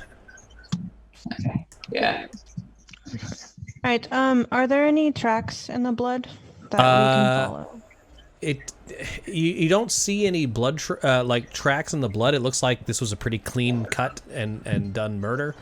It's not like a bloodbath where there's like footprints anywhere. It looks like all her clothes absorb most of it. Okay, I thought you said he slit her throat. Yeah, and yeah. Gotcha. It was probably from All right, behind, well- so because there's no like trail to be followed. Okay. Is the door right to the side of me open or closed? What about? It's closed. The stairs. Where does? The servants' stairs would definitely lead to the next level up. Okay. But you don't know exactly where. We don't know if the person went up the stairs or continued on this floor. So you have three Probably went options. up You the have where stairs. Thoughtsy is, the door to the south. You have where Duke is, the door to the west. And you have the staircase leading up near where Natel is. By the way the body fell, can we tell where the person was standing? Make an when they did the investigation murder? check. Go what? Investigation? Mm-hmm. Yeah. How about you do that? All right. It's a 16. It looks like a 16. Okay, I'll say that you see that she might have been coming from the door where Duke is during the scuffle, and then her throat was slit, and then this door was closed behind. That's why there was no trail to follow, because it was on the other side of the door. But as you look, you see like blood seeping down underneath it. Yeah. Okay. All right. Yeah. Yeah. Maybe we should go through that door then. Yeah, I was gonna say, my thinking is either they were like, maybe they like snuck in through the servants' quarters and they surprised her as the murderer was coming down, or they followed her through that door. Okay, so all right, so this is really weird. It seems like if there was anybody in here, we would have seen them by now. But why aren't we seeing them? Are they holed up somewhere? Like are they all are they being kept ransom in the servants' quarters up there? It might be like looking where are they for the hiding same them? person we are. Yeah. I mean, Krizik is like, hang on, let me check Krizik's intelligence. He's like, I've read lots of like murder mysteries. Krizik has average intelligence. All right. Right. So, I'm sitting here trying to figure out Thoughtsy's backstory again. I'm like, yeah. So Krizik says, well, okay, if the person who murdered her came from behind her, then they were probably not going through that door? You're going to assume that the murderer was on the other side of the door, and the door was open, the murder happened, and then the door was closed from Sneezewort's investigation. So the murderer is on the other side of the door. Possibly. What if it was the door? It might have been the door. It's a mimic. Right. Splinters can be a bitch. How sharp does the door look? Yeah. Let me see. It's the door here. Well, if the door was closed again, then let's just open the door and see what's on the other side. Marv, should I assume that you've eaten everything in the kitchen? Yes. I was waiting for him to just be like, I found this on the stove. Mars maintaining his sugar high. All right. So, who's opening the door? I'll Krizik? just walk back in with like a piece of chicken. Like, are we going upstairs now? What are we doing, guys? Krizik said to open the door, not to go upstairs. Who is opening the door? I mean, Krizik will open the door.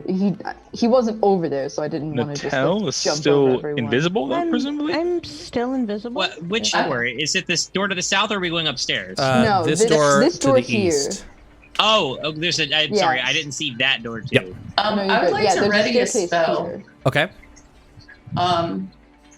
So I'm gonna ready Ray of Frost if somebody comes like bursting out of the door at Natel. Okay. So for gamification, I'm going to say if Natel is attacked by something, your reaction is to, or your ready action is to shoot Ray of Frost. Yes. So it works for me. So Natel, you doing it? Let's go. What breaks your invisibility? Is it timed out, or does it? It's once I attack, or when I'm attacked, or like I have to. Hold on. It's regular so- invisibility, is what it is. Yeah. That works. All right, let me reveal this for you. Oh shit, guys! These people are super dead. Oh, they're really dead. Jeez. All right, let me just set the scene for you. As you open the door, you see bodies strewn across the floor. There's two thugs looking gentlemen hanging around them with bloody maces standing over the bodies. Oh shit. As you open the door, you hear the sound of like it sounds like some sort of skirmish, like swords on shields kind of battling coming from above, like up the stairs across from you. As soon as the door opens, this one of the thugs looks at the other and says, "You shut that, right?" "Yeah, I did." And they look quizzically towards the door, but they haven't done anything yet. So, if I say I want to attack them, would they be surprised by that? I'll have you roll a stealth check with advantage, Okay. if that's what you We'll want to try. do. All right, let's do it. All right.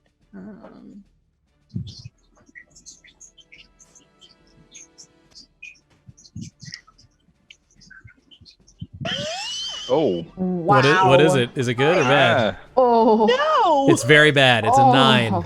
Okay. Wait, do they have to make an opposed? They have to make perception check? the DC is 9, is what it is. Okay.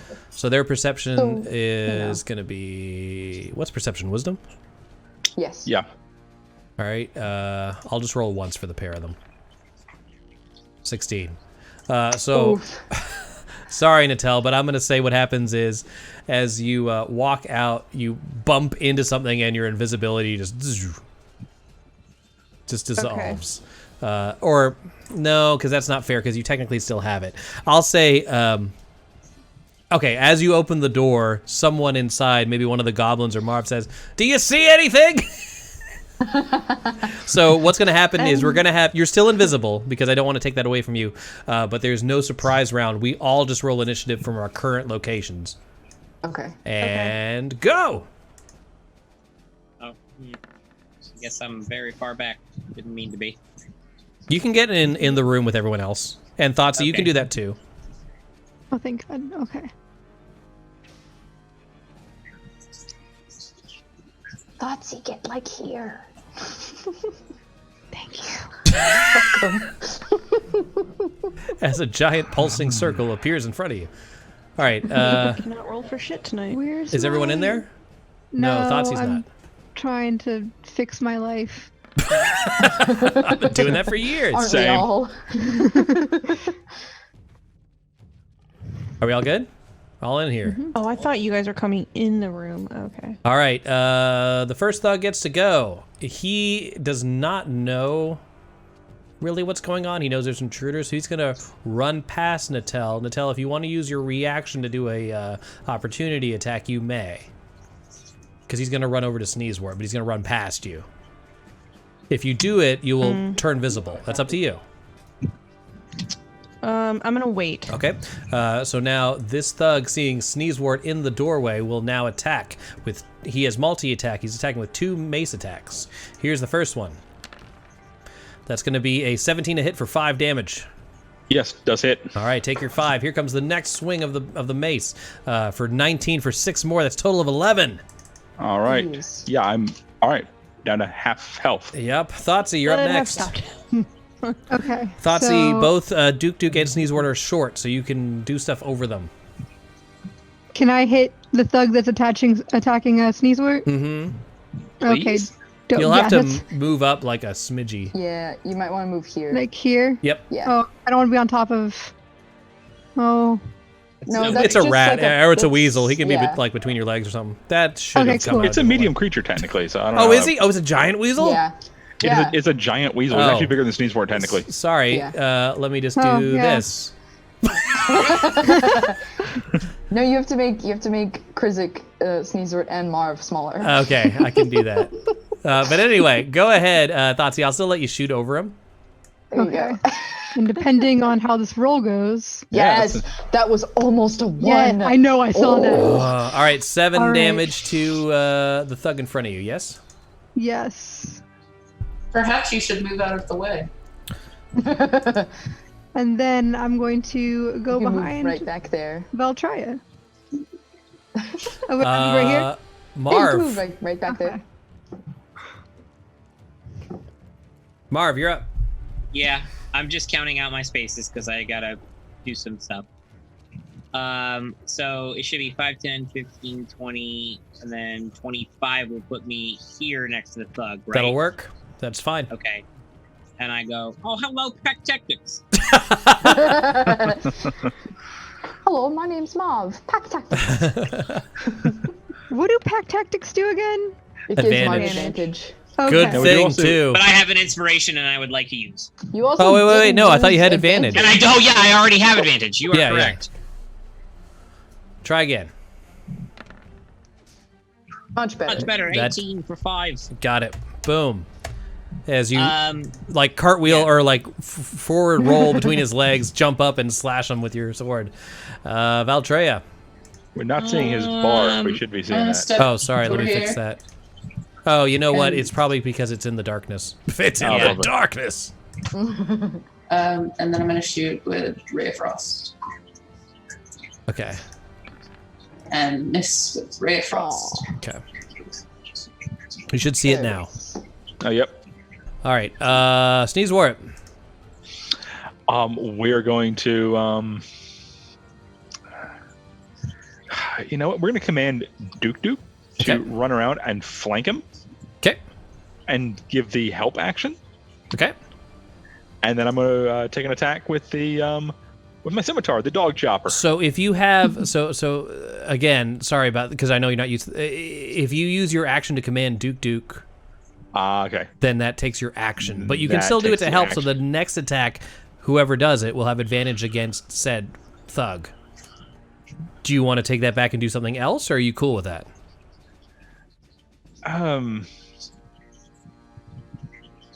Yeah, we'll go ahead and we'll tell him to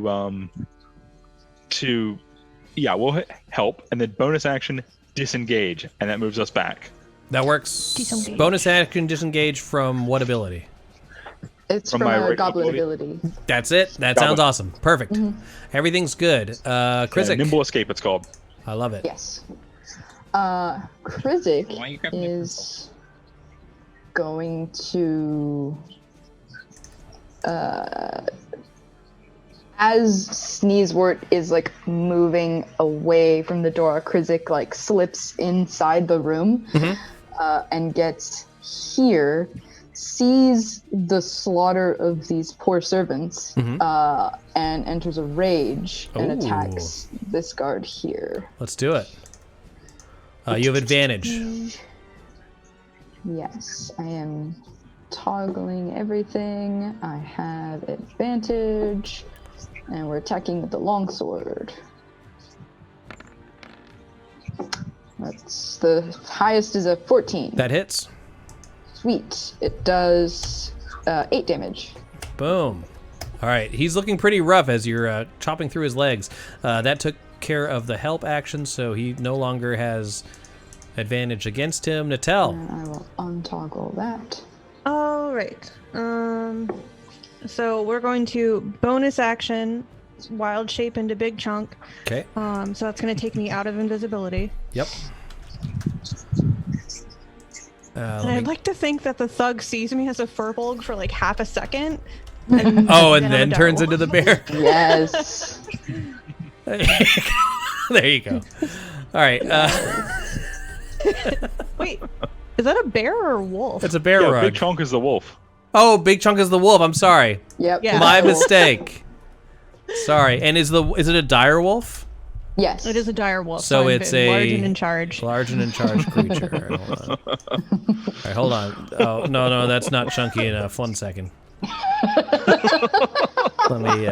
If it doesn't look like a walking footstool, it's not chunky enough. It wasn't Big Chunk like the corgi looking dog? Yeah. There we go. There we go. Nice. There we go. Oh, man. I can't quite position him correctly. That dog is thicker than a bowl of oatmeal. All right, there he is. He's actually an extra wide token, so watch out when you move him. Oh god, See what I mean? He takes Yeah. a square. If you hold Alt Right. while moving him, you can put him exactly where you want to. It won't snap to Okay, that's good to know. because he can't snap. He So- breaks grids. He doesn't snap to them. Three C's. The other thug looks well taken care of. Is it your full action to make to wild shape, or is that just a bonus? Nope, I am Circle of the Moon, so it's a Ooh, bonus that's action. awesome. Do your shit. Yeah. All right, so we're just gonna. My speed is 50, so that's plenty. We're gonna go over here. We're Holy gonna- shit. Okay.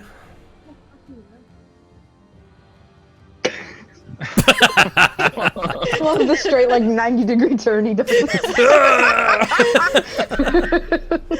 All right, we are going to bite. Let's do it. Not get pack tactics yet. 12 That's hits. hold on, what's my plus? 12 hits. So what? 12 hits. So Oh, you're good. okay, cool. All right, so it's 2d6 plus 3.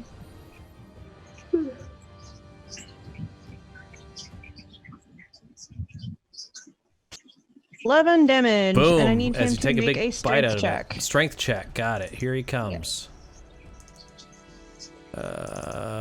Strength. Here we go. 21. He's fine. Oh my god. One of these days, It you're is not- his you're turn. not He's gonna gonna attack. He's gonna attack back with his maces. First mace attack. Gonna be an 18 to hit for 8 damage. Okay. Second attack. Gonna be a 20 to hit for 3 damage. So you've taken 11 damage total. Okay. This thug, the one right here, has 3 different targets. I'm gonna roll a 1d4. If I roll a 4, I'll roll again. Starting with the weasel and moving counterclockwise. That's the weasel. Here we go. All right. The weasel. He's attacking Polyshore. Here we go. Weasel. 17 or 21 to hit for 6 damage. Okay. Second attack. 10s. That'd be great. 22 to hit for 5 damage. You've taken 11 damage total. Okay. That is their turn. Thoughtsy. Alright, I'm gonna come up in here again. Actually, I have a clear line, so I'm gonna go ahead and attack. Dude man right there. All right. Hey, Jack, what's Duke Duke's max HP?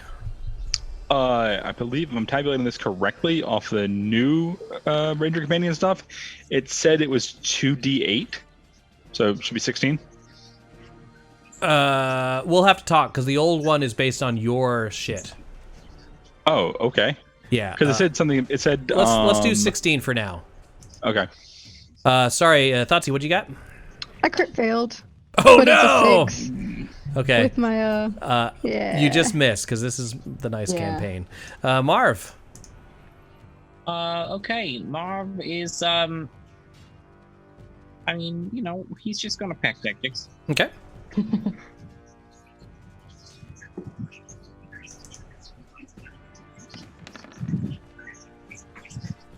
That'll do it. 8 damage. Got it. Boom. As you slash through him. He is not doing great. And then you know what? Tiamat would really want me to attack him again. Okay. So I'm gonna use my war mage. Oh, okay, that's what it is. All right, got it. My war priest. Let's do it. I loved Chris's face there. He was just like, is Zach really just asking to attack again? So in a fury of rage, you see Marv just like go into a frenzy with his sword and just slash this guy to ribbons. That guy's dead. Good job. Nice. Valtreya. Go with the 5-headed goddess. I'm gonna move a little bit. I'm gonna come up to this. That works. Guy. I'm gonna move to where Marv was. Oh yes, now I get pack tactics. That's the plan. And I am going to shoot this guy with Ray of Frost. Let's do it. I would do Ice Knife, but that would hurt both of you. Jesus! No, that's a miss. That is a miss. As you hit the fireplace next to Marv, it doesn't do any damage to him, but it does startle him. Sneeze wart. All right, I'm going to run out. So that's 5, 10, 15, 20, 25, and 30 we'll call it. We'll get right here. We say I have a line of sight, maybe over Marv to the thug. I'm going to say you're kind of standing on that chair next to you. Yeah, go ahead. Okay. Yeah, I'm going to give him a little cover, but not much. Okay, fair enough. We'll go ahead and take a shot with the short bow. All right, his AC is going to be 12 for this attack. Sure. Perfectly fine. That'll do it. Yeah, 24 to hit and 4 damage. All right. Boom. Krizik. Krizik is gonna Krizik is gonna he sees that Sneezewort is like hops onto a chair and is like, hey, that's a good idea. And he jumps up onto the table. Okay. And like with one like heroically, like 1 foot on the table, 1 foot on the back of the chair, takes a swing at this last thug. Awesome, let's do it. Still enraged. Oh shit! Yes! All right, so what is that? 18, that's 19, 20 damage. 18, 20 damage. Holy shit, yeah you do. So you get on this chair, you put your foot on the back of the chair and it rocks back and you just use that momentum to cleave him like cleanly in half. Yes! And you land in his spot, standing between 2 halves of his body. Oh, God. Super murdered. Well done. You did it. Nicely done. He turns to everyone else. He turns to everyone else. He's like, "We don't kill servants." I love that. That's so good. Death to the bourgeoisie. Yeah. Protect the proletariat. Eat the rich. Okay, let's Eat see the here. fucking rich. Sneezewort, I don't mind if I do. If you want to, I mean, yeah. In Quizik's case, it's literal. Marv's probably like, you told me not to eat people. What? yeah, he's very confused. The rich don't count as people. Damn. Do we still hear the fighting noises upstairs? You sure do. I'm gonna run upstairs. Yeah, we're running for. All right, right behind sounds her. good. So let's I'll go. go with. All right, so I'm going to. Hey, where are you going? You run upstairs. I'm gonna shift ping you. Okay. I'd like you to all get here. One sec. Here. It worked. I was like clicking and holding Krizik as Chris was shifting. Oh, that so works? it automatic. Yeah, it That's so automatically, cool. like, moved Krizik up there. So how long does it take us to get up the stairs? Like, would Krizik's rage still? What's the be going time on the on? rage? I think it's just a minute still.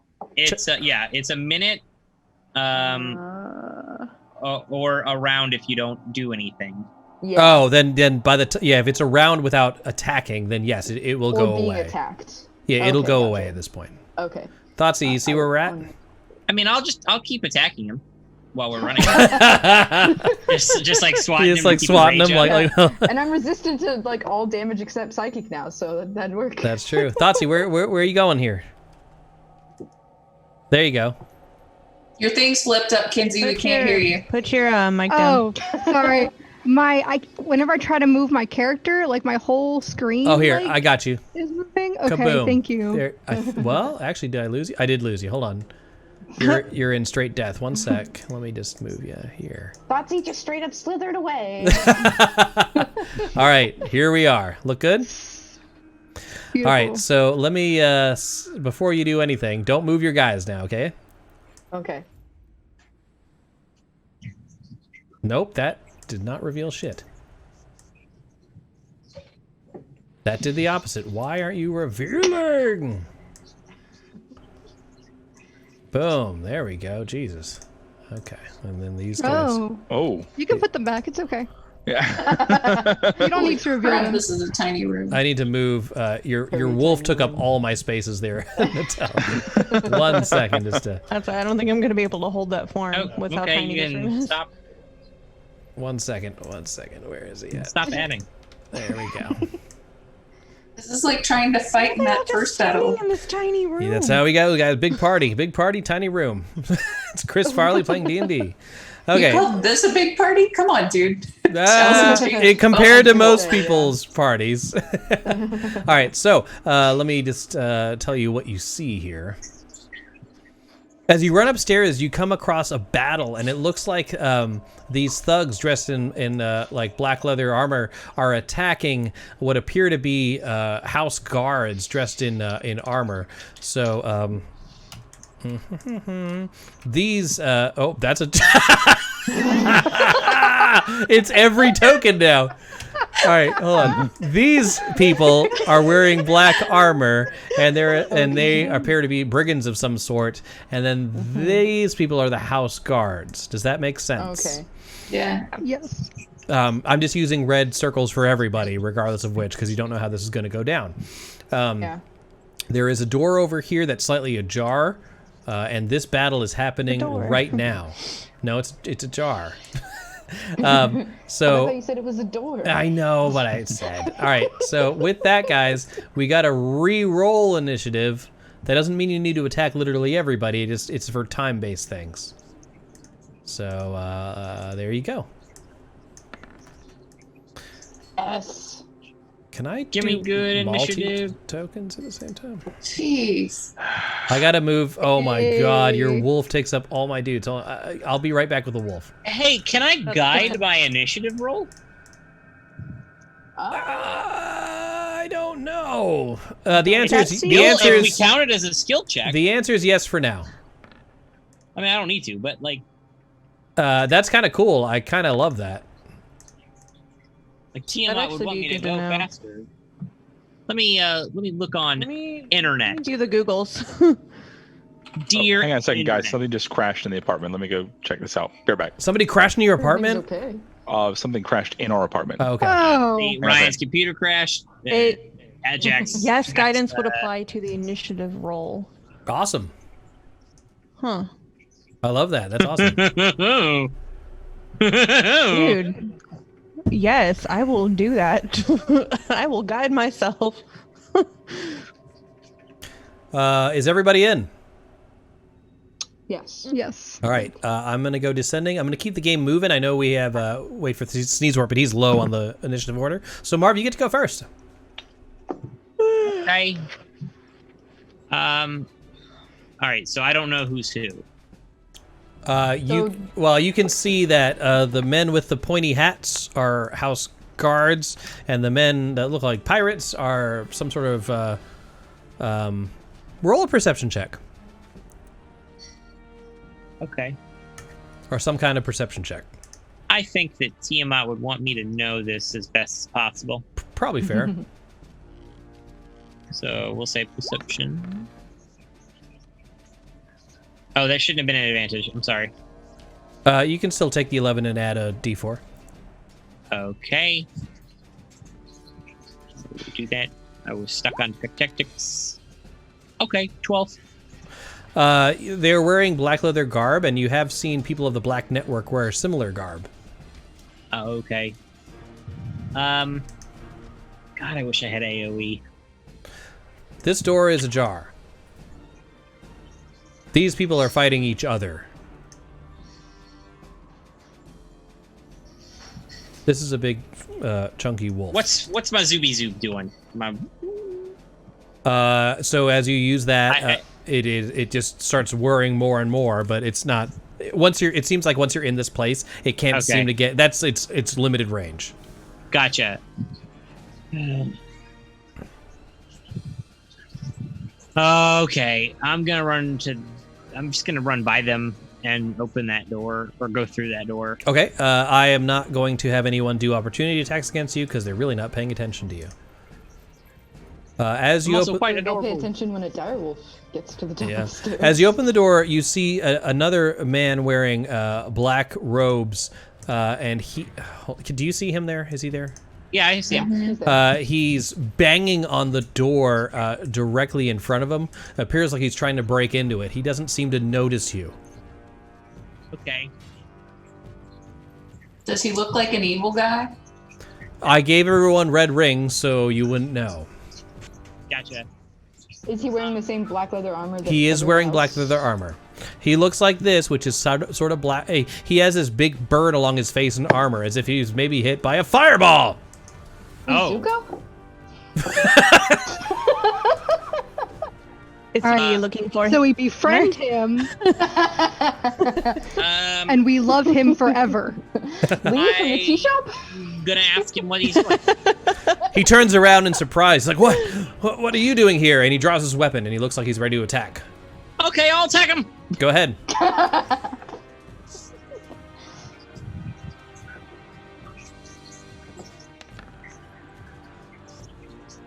Yeah, that'll do it. 23 for 7. All right, boom, as you run through and slash at him. Boom. You cut through his leather armor and draw blood. He looks at you in anger. He's very, like, two-faced looking, as half his face is burned off. Okay. Anything else? Okay, how far did I move there? I want to just, like, come adjacent to him. That works. Maintain adjacency, no problem. Yeah. Krizik. Marv has run into another room. That's true. Krizik would also want to help the house guards. Can I see into the door?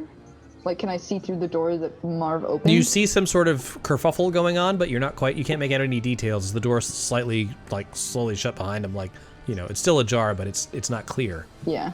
There's some sort of struggle going on. Yeah. Okay. So Krizik gets to the top of the steps and sees the house guards fighting and is enraged. But then he sees Marv go through that door and he's like, "Marv, wait!" That works. You see a man who is holding onto a short sword with half his face burned off, and him and Marv are in combat. He shouts, "Get away from my friend!" All right, making an attack? Yes. Let's go. He's attacking with rage. I thought we said your rage wore off at this point. He's entered another rage. Oh, new rage. Got it. Yeah, seeing the house guards. So is that under attack. 10 damage even? Yes. That works. Boom. Thoughtsy.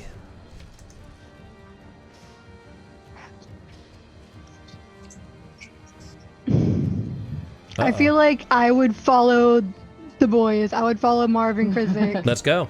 Because that's just what I do. Yeah. You'd have can to I get in there past? Yeah, you can do that. None Okay. of these other guys are paying attention to you. Okay, cool.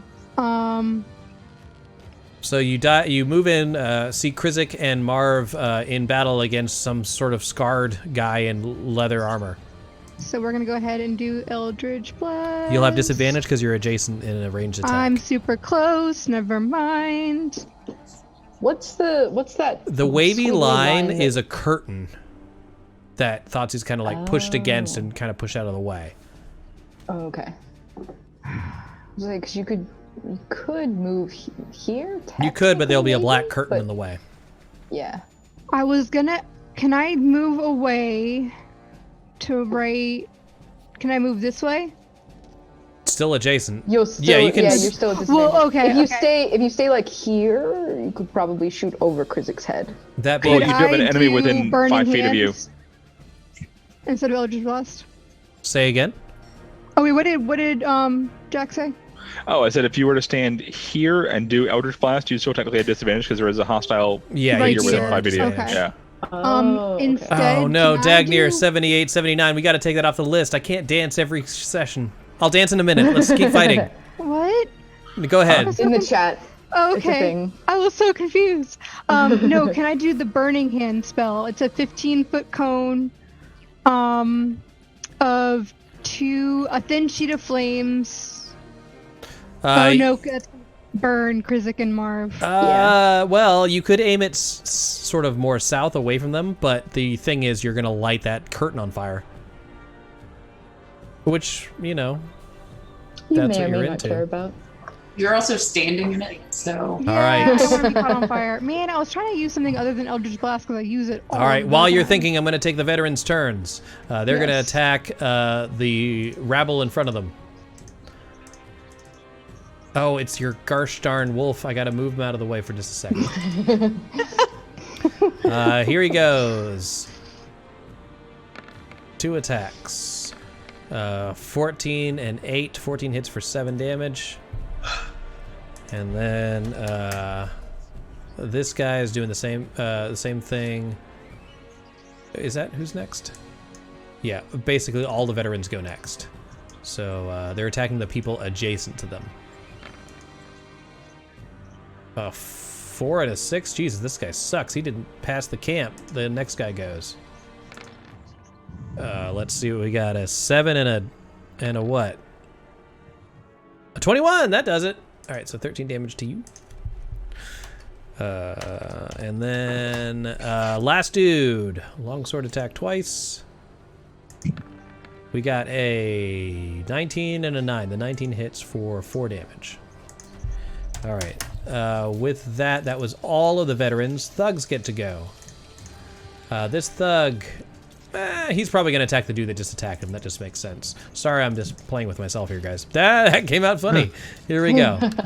That's going to be 13 to hit against these guys. No, not even close. And the next attack is a not even. And then the next thug gets to go before Natel. That's this guy attacking his friend in front of him. Here goes the first and second attacks. Let's see, what do we get? A 17 and a 14. 17 does hit for 3 damage. The house guards look like they're wearing some sort of like plate or breastplate or something like that. Natel!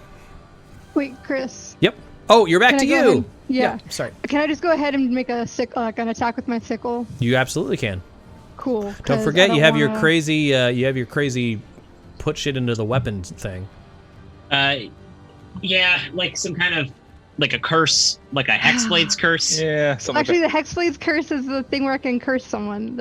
Yeah, I know. As a bonus action. Oh. Be nice. I'm sorry. I'm not being mean. I'm just saying, like, I know that Hexblade's curse happens. Okay, so I'm gonna go ahead and use my Hexblade Warrior with my sickle. Okay. When I attack with that weapon, I can use my Charisma modifier instead of my Strength or Dexterity for the attack and damage roll. Perfect. Okay. Let's do it. It was charisma instead of strength. So how do I do? Okay, actually no.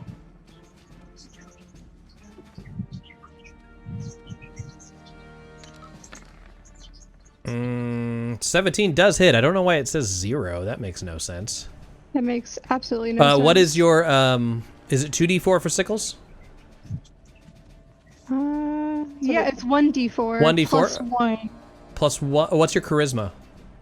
Oh, I'm sorry, 3, so it's 1d4 plus 3. All right, I'll give you this 6. That's a hit for 6. Yes. But you gotta fix that. I don't know what's going on. Yeah, I don't know either. Is it adding your strength or something? Actually, Natel this time. Promise? One more thing. All right. So I'm going to attempt to come up the stairs, and I realize I'm just too damn chunky, and I'm going to bonus action out of wild shape. Okay, thank goodness. Let's get that out of the way. I will make you real tokens. I just, it's been busy. Yeah, I actually prefer that. That's really great. So we're gonna come up here, and I realize like I can't really get in that door. Like there's already 3 of my buddies in there. Yeah, it's crowded. And I know that these thugs like probably murdered the people downstairs. I'm going to moonbeam them. Oh shit! All right, let me get out the beam. Okay. It's a, the hell is that?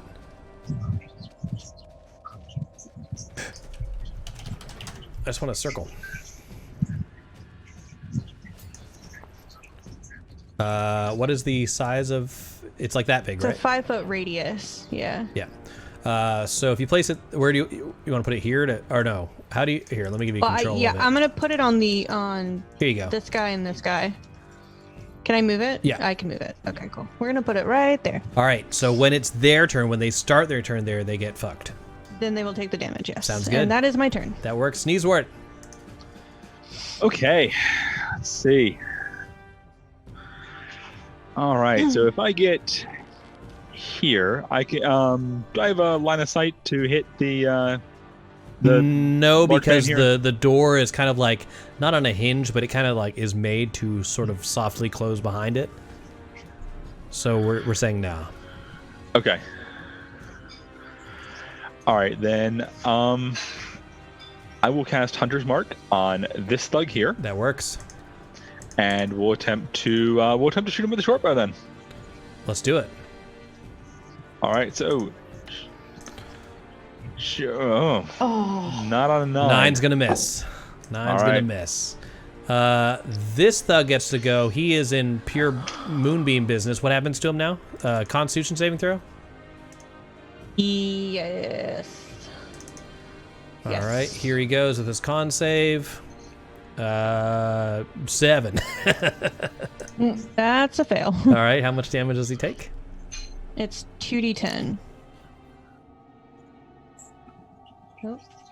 11 total? 11. All right.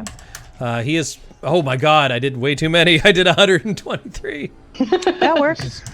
All right, You real did. Let's just do that. All right, cool. So he is exceptionally hurt, but he is still kicking. He's going to attack the person in front of him as he's still engaged in combat with him. So here he goes. 2 mace attacks. 1 and 2. 14 and 18, or 14 and 10 both miss. His turn is over. Valtreya. I'm gonna shoot Hunter's Mark guy. Okay. With Chaos Bolt. Let's do it. That'll hit. Yep. Cool. Okay. And I'm going to hit him with lightning damage. Boom. So it's a total of 8 lightning damage. Yes. All right, that streaks through and hits him right in the face, and he takes the damage. Marv, you're next, but guys, I got to take just a quick little break because I've been holding this going to. I gotta pee. I gotta go. So we're gonna take just a 2-minute break. I'll be right back. See you soon. Quick dance. I gotta pee. This is my dance. Sorry, it's not worth 1,000 points, but we got to get that off the prize list because it's not a prize for anyone involved. Be right back. Wait, I'm coming back. And we're back. It's time for murder. Hey. Let's continue with the murder. bloodshed. Favorite time Marv. of day. I think it's time for a good old-fashioned pack tactics. Let's do it.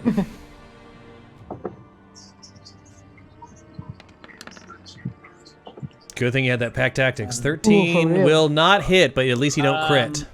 Oh, wait. I didn't. There's still inspiration. There is still inspiration, which Go for it. I think I'll take that. Cool. Yeah, go for All right, it. you have one left after this, so go ahead and re-attack. Quit. 16. 16 will hit. Record. 6 damage. 6 damage, got it. I'm going to let that go. However, normally I wouldn't allow to do that because you can't give yourself advantage twice. But I'll do the 6 damage because you already had advantage for pack tactics. Okay. So, but I'll do that just from now on. All right, that's fine. Yeah. Anything else? Yeah. I think that Tiamat would want me to, kill this guy. Oh, okay, let's do that. The pack tactics again. 20 for 7 damage. 7 damage, that'll work. He's still kicking, but not doing too well. Hey, where is he in the... Oh my god, that's why he hasn't attacked back!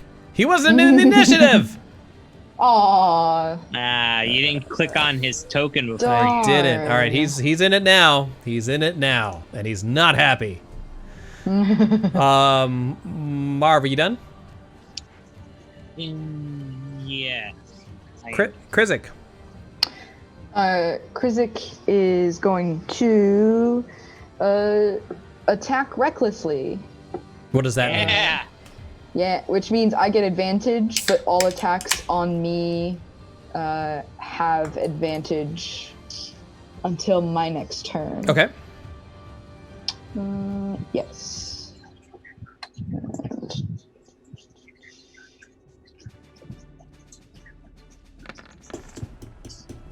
That is... Ooh. Oh! No, those are both bad. Those are both terrible. All right, Thoughtsy, unless you got movement, Krizik? Yes, but I didn't kill him, so I'm not gonna move. That works. Thoughtsy. Alright, I'm gonna go ahead and use the sickle again, and I think I fixed it. 12 to Just hit 12. for 7 damage. That looks good to Yes. me. Very nice. Beautiful. 12 does not hit him, though. Damn it. Sorry, your okay. buttons are great, but you missed. Oh, well, thank you. All right, veteran up here. He'll attack twice. This is, I need to find a better, faster way to do this. But for now, we'll just go with this. Boom, boom. 22 and so 9 damage to this guy. And then, who's next? Oh, it's all the veterans, right? All of them rolled, yeah. All right, the next dude, boom, boom. Let's see, 16 and 9. The 16 will hit for 13 damage. Damn. Bam! Smack in the face. The dude on the bottom there. This is the guy who sucked last time. Frank, right? Frank? No, he does well this time. Hits twice, so that's going to be 6 and 10, 16 damage. That kills this guy. And then we go for the last dude down there, sitting next to him. Boom, boom. 2 attacks. That's going to be 19 and a 14. That's going to be 20 damage. Also kills this guy. Boom. Damn, those guys are badass. Oh, it's Ursula's turn now. I'm going to say if I roll a 1, it attacks Marv. 2 or 3 is going to be Krizik because he's going nuts. And then 4 is going to be Thoughtsy. Okay. It's Krizik. Okay. Here we go. Multi-attack. 2 short sword attacks. Here comes the first one. Oh, wait. What? I get advantage on you, right? Yes, you get advantage on me. All right, cool. So That was both it. Attacks. First attack. 13 to hit. I think that misses you. That's a miss. Second attack. 16. That's still a miss. My What AC the 17. balls? God damn it. Veteran, they already they're went. just barely missing each other. Oh wait, no, sorry. I straight up lied. My armor class is 15. Okay, so take 9. I take 4. Oh, because you're raging. Very good. Yep. All right, go ahead there, Natel. For real. No interruptions. Okay. Is it actually my turn or am I rolling damage? It is actually It's your actually my turn. Your turn. That thug has not gone yet. He goes after Sneezewort. Gotcha. Well, I guess we'll just scoot on in here. I was gonna say, Moonbeam isn't concentration, right? Huh? I think it is. Is Moonbeam concentration? Yeah, Moonbeam's concentration. Yeah. Oh, okay. So I will just shillelagh that guy. Let's do it. Kill him. No, you won't. Man. All right, so you swing back, it hits something, it gets hooked on the wall somehow, and you can't like swing it down. Sneezewort. Oh God! All right, and the door is still closed behind Krizik, and It's one of those swinging doors. It's on like a little hinge. This is officially terrible. Oh, can I put this in really quick? I want to say that as you pull your shillelagh down, it pulls on a rope that flushes a toilet behind Thoughtsy, because you guys are in a bathroom.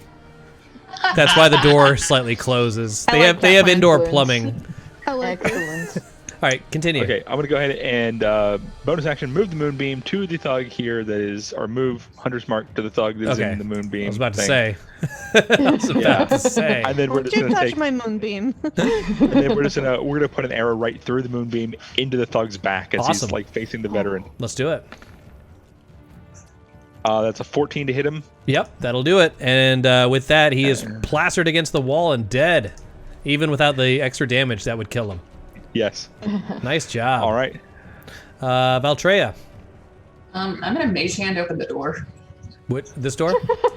Yeah. All right, you prop open the door. It opens towards the veterans. Does that make sense? Yeah. It is open. Is that a bonus action? No, I think mage hands is an action. All right, that I works. could spend some sorcery spells, but everybody else gets to go before me, so okay. Marv, you're up. That came quick. Well, I'm just gonna go right on ahead and pack tactics. Yeah, you will. All right, so 9 damage. Still alive. Oh. Okay. Anything else? No. Krizik. I am once again going to attack recklessly.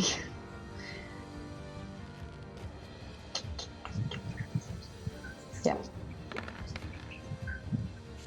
That's a 21 to hit. 10 damage. Oh, that's enough as you kill him and he goes down. Yes. Good job.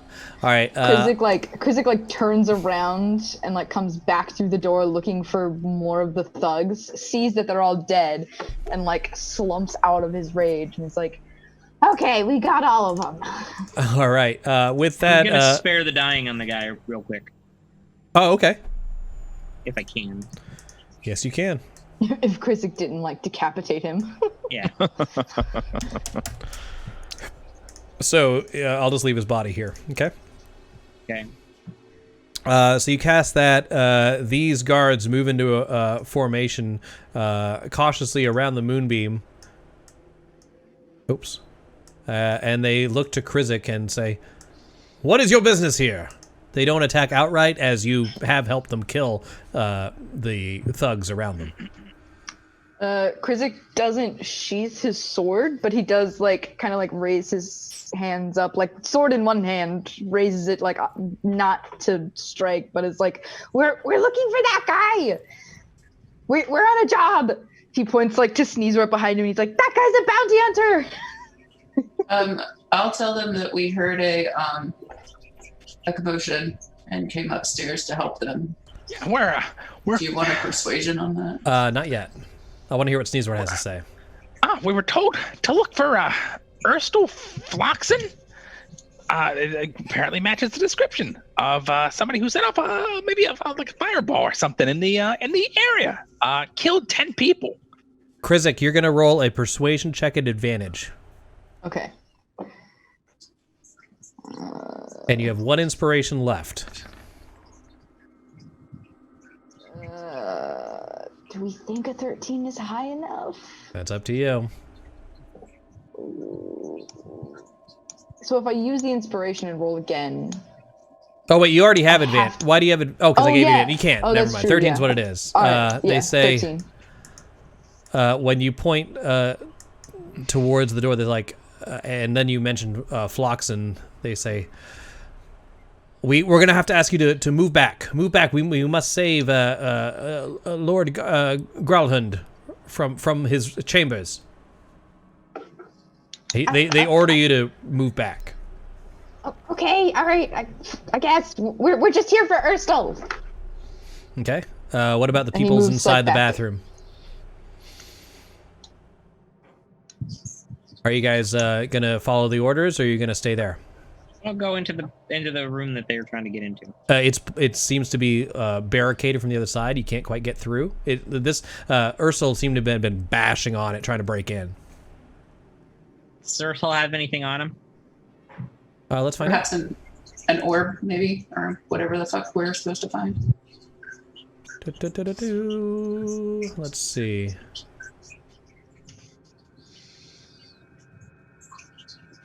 No, he does not. In fact, he looks like... how can I put this? He has nothing of value on him. Even his weapons are rather just run-of-the-mill. Okay. I'll just knock on the door. Hello? The door down here? Yeah. You hear a voice coming. Is it over? Yes. With that, the guard roughly pushes you aside and moves towards the door. Oops, he's still alive. Excuse you. They command you to exit the bathroom. Well, see, They're did all this they're work, really though. not listening. They're kind of forcing you out of here. So you can choose to resist or just let them have their way. Party. They're being kind of rude, but at the same time, It's Krizik will, their like- house, Marv. you did break into their house. Krizik will see that they're shoving Marv out of the way and will shove them back, but only so that he can grab Marv and be like, "Hey, quit pushing him! Let him through!" Okay, And after he'll, this, pull Marv to him in the corner. Okay. What about Natel? What? What about Natel? What are you doing? How's Natel reacting to them pushing around Marv? They asked you to leave the room. Yeah, the guards are just trying to get to Lord whatever, but they're being mean. Well, they're also blocking the door for the 9-foot person. Well, you can walk through. I'm That's just true. saying they're moving in.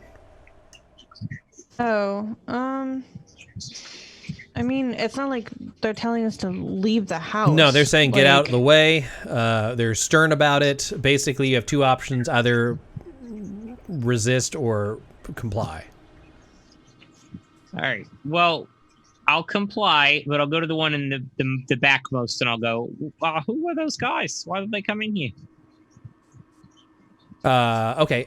So let me just get them in position. So if you're moving, I'm just gonna get my guys here. Natel, are you going back into the other room? Yeah. All right, cool. I'll let you move your persons, and then I'll move him up.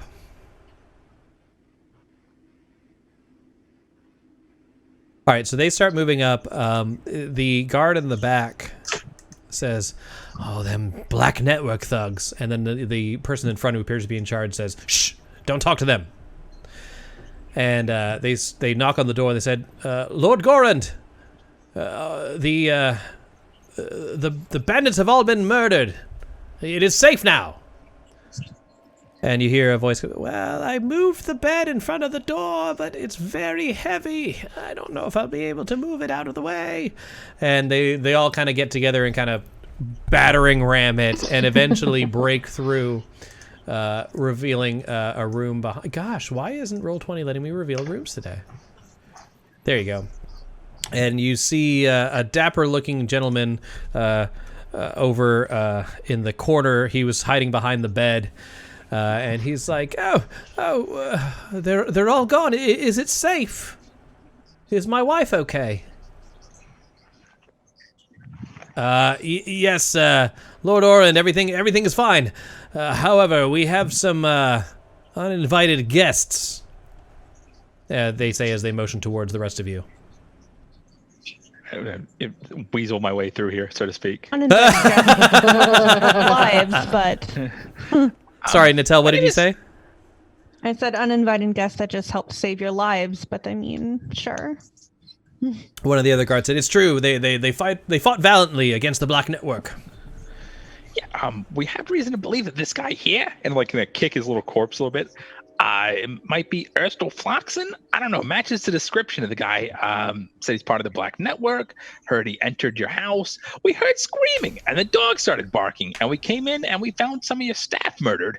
And we saw thugs standing over them. They had these bloody maces in their hands. And we're like, this is not right. This can't stand. And so we came through. We heard like sounds from up here, and we came through, and we helped save your lives. I put an arrow in that guy's back right over there, and yeah, the rest of my party kind of kicked in on this guy. So yeah, we saved your lives. Roll a persuasion check. Can I give him advantage? For I was how? gonna say, Krizik is behind him, like acting out everything that's happening. Like his sword isn't in his hand anymore, but he's like punching and Okay, kicking. so you're interpretive dancing the battle that just took place. Yeah, sure. Guidance and advantage. Why not? Okay.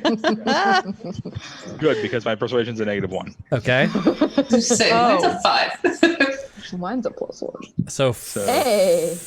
All right, so plus a D4. Yep. plus So you that have 14 14. plus a D4. It's a 15. 15. He says, That's you took down Floxen. Well done. I'm sure my wife would like to meet you. Guards, please, allow our guest to follow me into the main chamber as he moves through you. Is this moonbeam still up? No, I'm going to drop it. Okay, so cool. Nobody gets hurt. Good. Are we taking Erstal's body with us? Because Marv used spare the dying, so we could interrogate him later That's up to you. if we want to, like, wake him up. Well, if we bring him back with us, up I to mean, you. To the city guard. Yeah, I was gonna say, if we wanted to get the police involved. Orend goes over to the door where the guards were protecting, takes out a key and unlocks it, opens the door into a very large chamber with a fat wolf With a dire wolf? Yeah, let me get that wolf out of the way. Out of the way. The chunkness. The chunkness. And there is a, on the, I'm just going to have to delete him. I'm sorry. Anywhere I put him, he's in the way. There is a open door to the north that leads to this balcony over here. This is a balcony over there. This door here is open. The one to the north of Yala. You see a woman standing at a desk. There is a very, very large half-orc individual standing beside her. Yeah, this is the woman there. And Orend comes up. Orend, yes. Operation Smile. So sorry, Orend That's not what I meant. Orend comes up to the woman and says, "Oh, my dear, are you fine?" And she kind of dismisses him, like, "Of course I'm fine. What kind of rabble did you bring into here?" So if you guys wouldn't mind moving into this area. The guards are kind of getting to their posts, but they're non-hostile. Can I take a look at that desk? Well, it'll be a little awkward for you to start investigating the desk with both of them standing there, but you can try. No, the one that was in this one. If you'd like, I'm gonna have to make you roll a stealth against the veterans because they're gonna try and corral you into the room.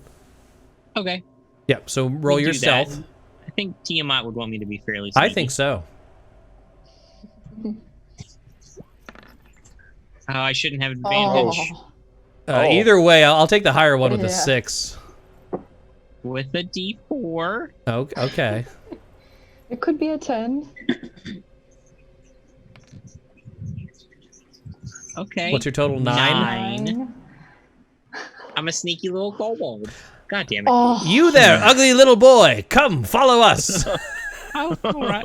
Have He's a kobold. Waterdeep ever seen a kobold before? It's the hat. It covers the snout. It's just... that makes He sense. just looks like a little red-skinned child. He could be a tiefling for all they know. It could be Hellboy. So, emphasis on the boy. Marv is very much like what the Baby Yoda is to Hellboy. So anyway, these individuals, they're like, what brings you to our manor? We heard you fought against the Black Network. That's pretty much it. We came here looking for Erstal, the guy we killed for you back there in that other room, along with the other Black Network thugs that we also killed and helped save your lives. We heard a commotion, and we found some dead servants, and so we killed some thugs on the way here. What brought you to the manor house to begin with? We're the one asking questions. Obviously not. Well, we got reports that Erstal Floxen had been seen going to Gralhund Villa. Yes, he murdered 10 people on our street yesterday. Yeah, detonated a fireball right outside our front door. And you took it upon yourself to break into our home. Well, we heard commotion and like barking and dogs, and then we found one of your staff dead. Oren goes to Yala and says, "It's true, my dear. They saved me." And she just dismisses it. "You were probably hiding under the bed, you coward." I was hiding under the bed, but it was a strategic choice. How you're supposed to treat each other in a marriage. Yeah, I think that you two really just need some time together to really sort of like rediscover what you fell in love with in the first place. This half-orc moves towards you and he says, "All right, you guys have done your duty here. Now I'm going to have to ask you to leave." Well, we got to take the Erstal's body with us, if you don't mind. You're pretty strong. You want to help carry him back to our place? Perception check.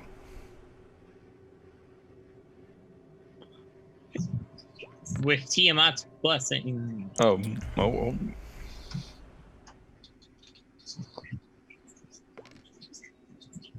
11. Yara says, "Absolutely not. The city guard will be here soon, and we cannot have you spoiling the evidence." Wait, persuasion or perception? Perception. Oh, You okay. didn't notice anything. Oh, okay. But she is, when you mention that you're going to take the body, she is against it. Okay. Well, it's kind of we kind of have to. I mean, I'm a bounty hunter. It's how I make a living. Well, you're welcome to stay Yeah, here until the proof. guard arrives, but my word stands, and this body will remain here as evidence. We were attacked. I suppose it's not wrong. Can I, perhaps insight? Sure. Does she seem like she's hiding something? Roll an insight. She seems a little... Oh, God, She damn seems it. fine. All right. All right, so Well, anything maybe we should you just get guys outta want to here. do at this point? Are you going to leave empty-handed? No, I'm gonna play with the thing. Okay, so in front of so you pull out the device, and as soon as you pull out this thing, instantly the veterans take out their weapons and they point it towards you. What is that? you guys are really jumpy. That's You're obviously very not a jumpy. weapon. This is a toy. We were just attacked by a bunch of assassins that murdered our staff. We have a good right to be jumpy. We do this stuff all the time. All right, It's just so a toy. It just spins. very well, and they sheathe their swords. Marv, you're It's like you've never spent any time in the Underdark. Marv, you're doing the business. Yeah. You squeeze it, nothing happens. Nothing. You start shaking it, you squeeze it again. Apparently not getting a signal. It's non-responsive. Interesting. Where's your metal person? Perception check. Perception check. With Tiamat's eyes, I look at thee. All of them? Yeah. All 10 of them. Why was that stealth? That's my bad. Try that again. Just take the 18. That's good. Okay. Oh. Well, not much That's worse. way worse, but I got my D4. Way 19. worse? I have you at 19. That's not worse. It's way worse. It's worse by 1 and then only added 1. All right.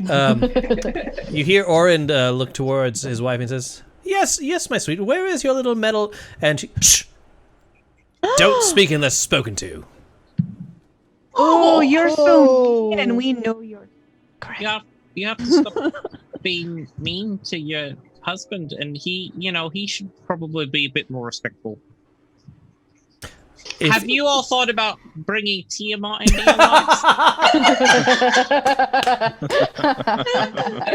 lives? She's a goddess of love, and she oversees all. And she says she wants everyone to be happy and they care for one another. All right. With that, obviously you guys need marriage counseling, but do you also need to show us the automaton that you have? I don't know what you're speaking of, and if you get in my face again, I will have the guard arrest you as well. I'm standing 20 feet away from you. Looks like 10 feet to me, according to these squares. She's taking into account her height as well. Very It's the small. diagonal height.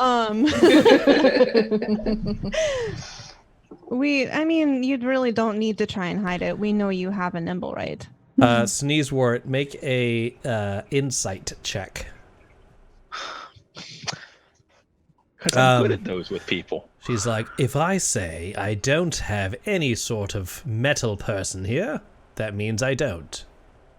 I say it means you're full of shit, but 21. Looking, giving Habraz the upsy downsies, seeing how well he would do in battle. You realize if things go south now, your party's in danger. This guy's no joke. He may be significant levels above you. Okay. All right, look. Okay, fine. Just if you say you don't have a metal man, you don't have a metal man. I mean, we can just go, I guess. We've done our work here. We killed Erstal. We saved your lives. You're welcome. How's that? What can I say except you're welcome? What's this supposed to be? Here's a picture of them. Look at these guys. Look at them. All right. Yeah, she looks like she's not having anything to do with it. Mm-hmm. Yeah, I'm a big This fan. was an arranged marriage, and she ain't happy about it. Yeah. Although he is a very good height. Mm-hmm. Well, yes. So, sorry, my thing. Oh, there we go. Coming up the stairs, and I know Seb, it's getting late. I'm wrapping this up. Oh no, you're good. Coming I up don't the work tomorrow. Oh well, don't tell me that. We won't stop. So I mean, I could go all night, Chris. Let's do it. So coming up the stairs, you see these two individuals, and you hear the sound of people moving down in the lower grounds, or the lower level of the grounds, sort of investigating what's going on. Apparently, the City Watch has arrived, and you see Barnabas and Cromley climb up the top of the stairs, enter the room, and says, "Oh, Lord and Lady Gralhund, it's good to Gralhund. I can't pronounce your last name, Gralhund. It's good to see you again. Can you please tell me what happened here?" And with that, Yagra explains that they were attacked by Erstal and the Black Network out of the blue for no reason. They didn't take anything. They just started murdering everybody. And then Barnabas sees you all and says, "Oh, it's you all again. What is it? 2 serviettes of juice?" 2 napkins juicy. Yes. How do you go to serviettes before you go to napkins? He says, "It's interesting. Every time we are investigating, we come across you." It's interesting that we always get here first. Oh, that's a good point. It's almost like one of our groups is more competent than the other. Weird. Stuck in my throat. I've recently learned that you all are just here to be classist and keep people down in below their stations. Yeah, they are. Get them, Marv. And they're both like, Barnabas says, we did not come here to discuss politics with you. We've come here to investigate the law and who has broken it. Now, can you please account for why you are here at this moment? We were looking for their robot, and we were also trying to get this guy. And I'll take him over to this very alive, hopefully. Urstel? Yeah. So spare the dying, how does that work exactly? If they're at 0 hit points, they're stable. Yeah, it just stabilizes. So someone. like I hit him right as he stabilized him right as he went down. So he's just unconscious is what it ends up. Yeah, being. Okay. Basically, yeah. Yeah, he doesn't have to make any death saves, and I know he doesn't have to as a thing, but however you want to rule it. Yeah, he is not dead. He is unconscious, beaten into basically a coma. As they go to investigate the body, Barnabas checks his pulse and says, "Oh, he's still alive. Cromley, get the manacles." And he says, "Well, I hope you know, assaulting any citizen is worth imprisonment up to a 10-day, flogging, and 1,000 gold pieces of a fine." Unless it is done in the act of defending a victim. And I'd like to think that we are defending the city from another bombing. And he's like, "Oh, my dear, you misunderstood." Look at Lord Orend and like, "Would you like to weigh in on this? Maybe we just saved your lives." So does Yala respond? Does she? So Barnabas kicks Urstel's semi-corpse, and says, "Oh no, I don't mean this vagabond here. I mean Lady Yala and Lord Orend. Can you confirm that they were not among the brigands?" Yala looks towards each of you in turn and then says, "No, it's true. They did help save us from the Black Network that attacked us. They are not to blame here." Thank you. Oh, very well. They start investigating, looking around, and they have Barnabas in manacles, and they say, "Well, I know this is your home, Lord and Lady Gralhund. God damn it, change your last name. But we're going to have to ask you to clear this area so we may conduct a thorough investigation and take any of the survivors into custody. That includes you too, wet serviettes of the juice." 2 napkins juicy. We have to do what now? Get the hell out. Okay. Okay, fine. We're going. I want to do one right as we're leaving. I want to do like one once over of the room. This isn't typically something Marv does, but he's weirded out by everything. Do a perception check and take advantage for the party. Okay. I have a question before we left. Did Yala like react in any type of way once she realized that Yertle the turtle? Was still alive? Urstel? Urstel, you didn't notice anything, no. Okay. 15. As you're leaving, you find it strange that during a like an occupancy when they were attacked by the Black Network, that they leave their back door to the porch open. Yeah. And that's guys, I think that's where we're gonna cut it today. Yeah. Okay. All right. Thanks everyone for watching. We appreciate it. I'm sorry we did not get all the answers that you were expecting, but check in 2 weeks from now. We will not be meeting next Wednesday. Next Wednesday we're taking off, but maybe we'll find out what happened to this metal construct in the following adventure of Waterdeep Dragon Heist. Goodbye, everybody. Night. Bye. Bye. Hear me out, Chris.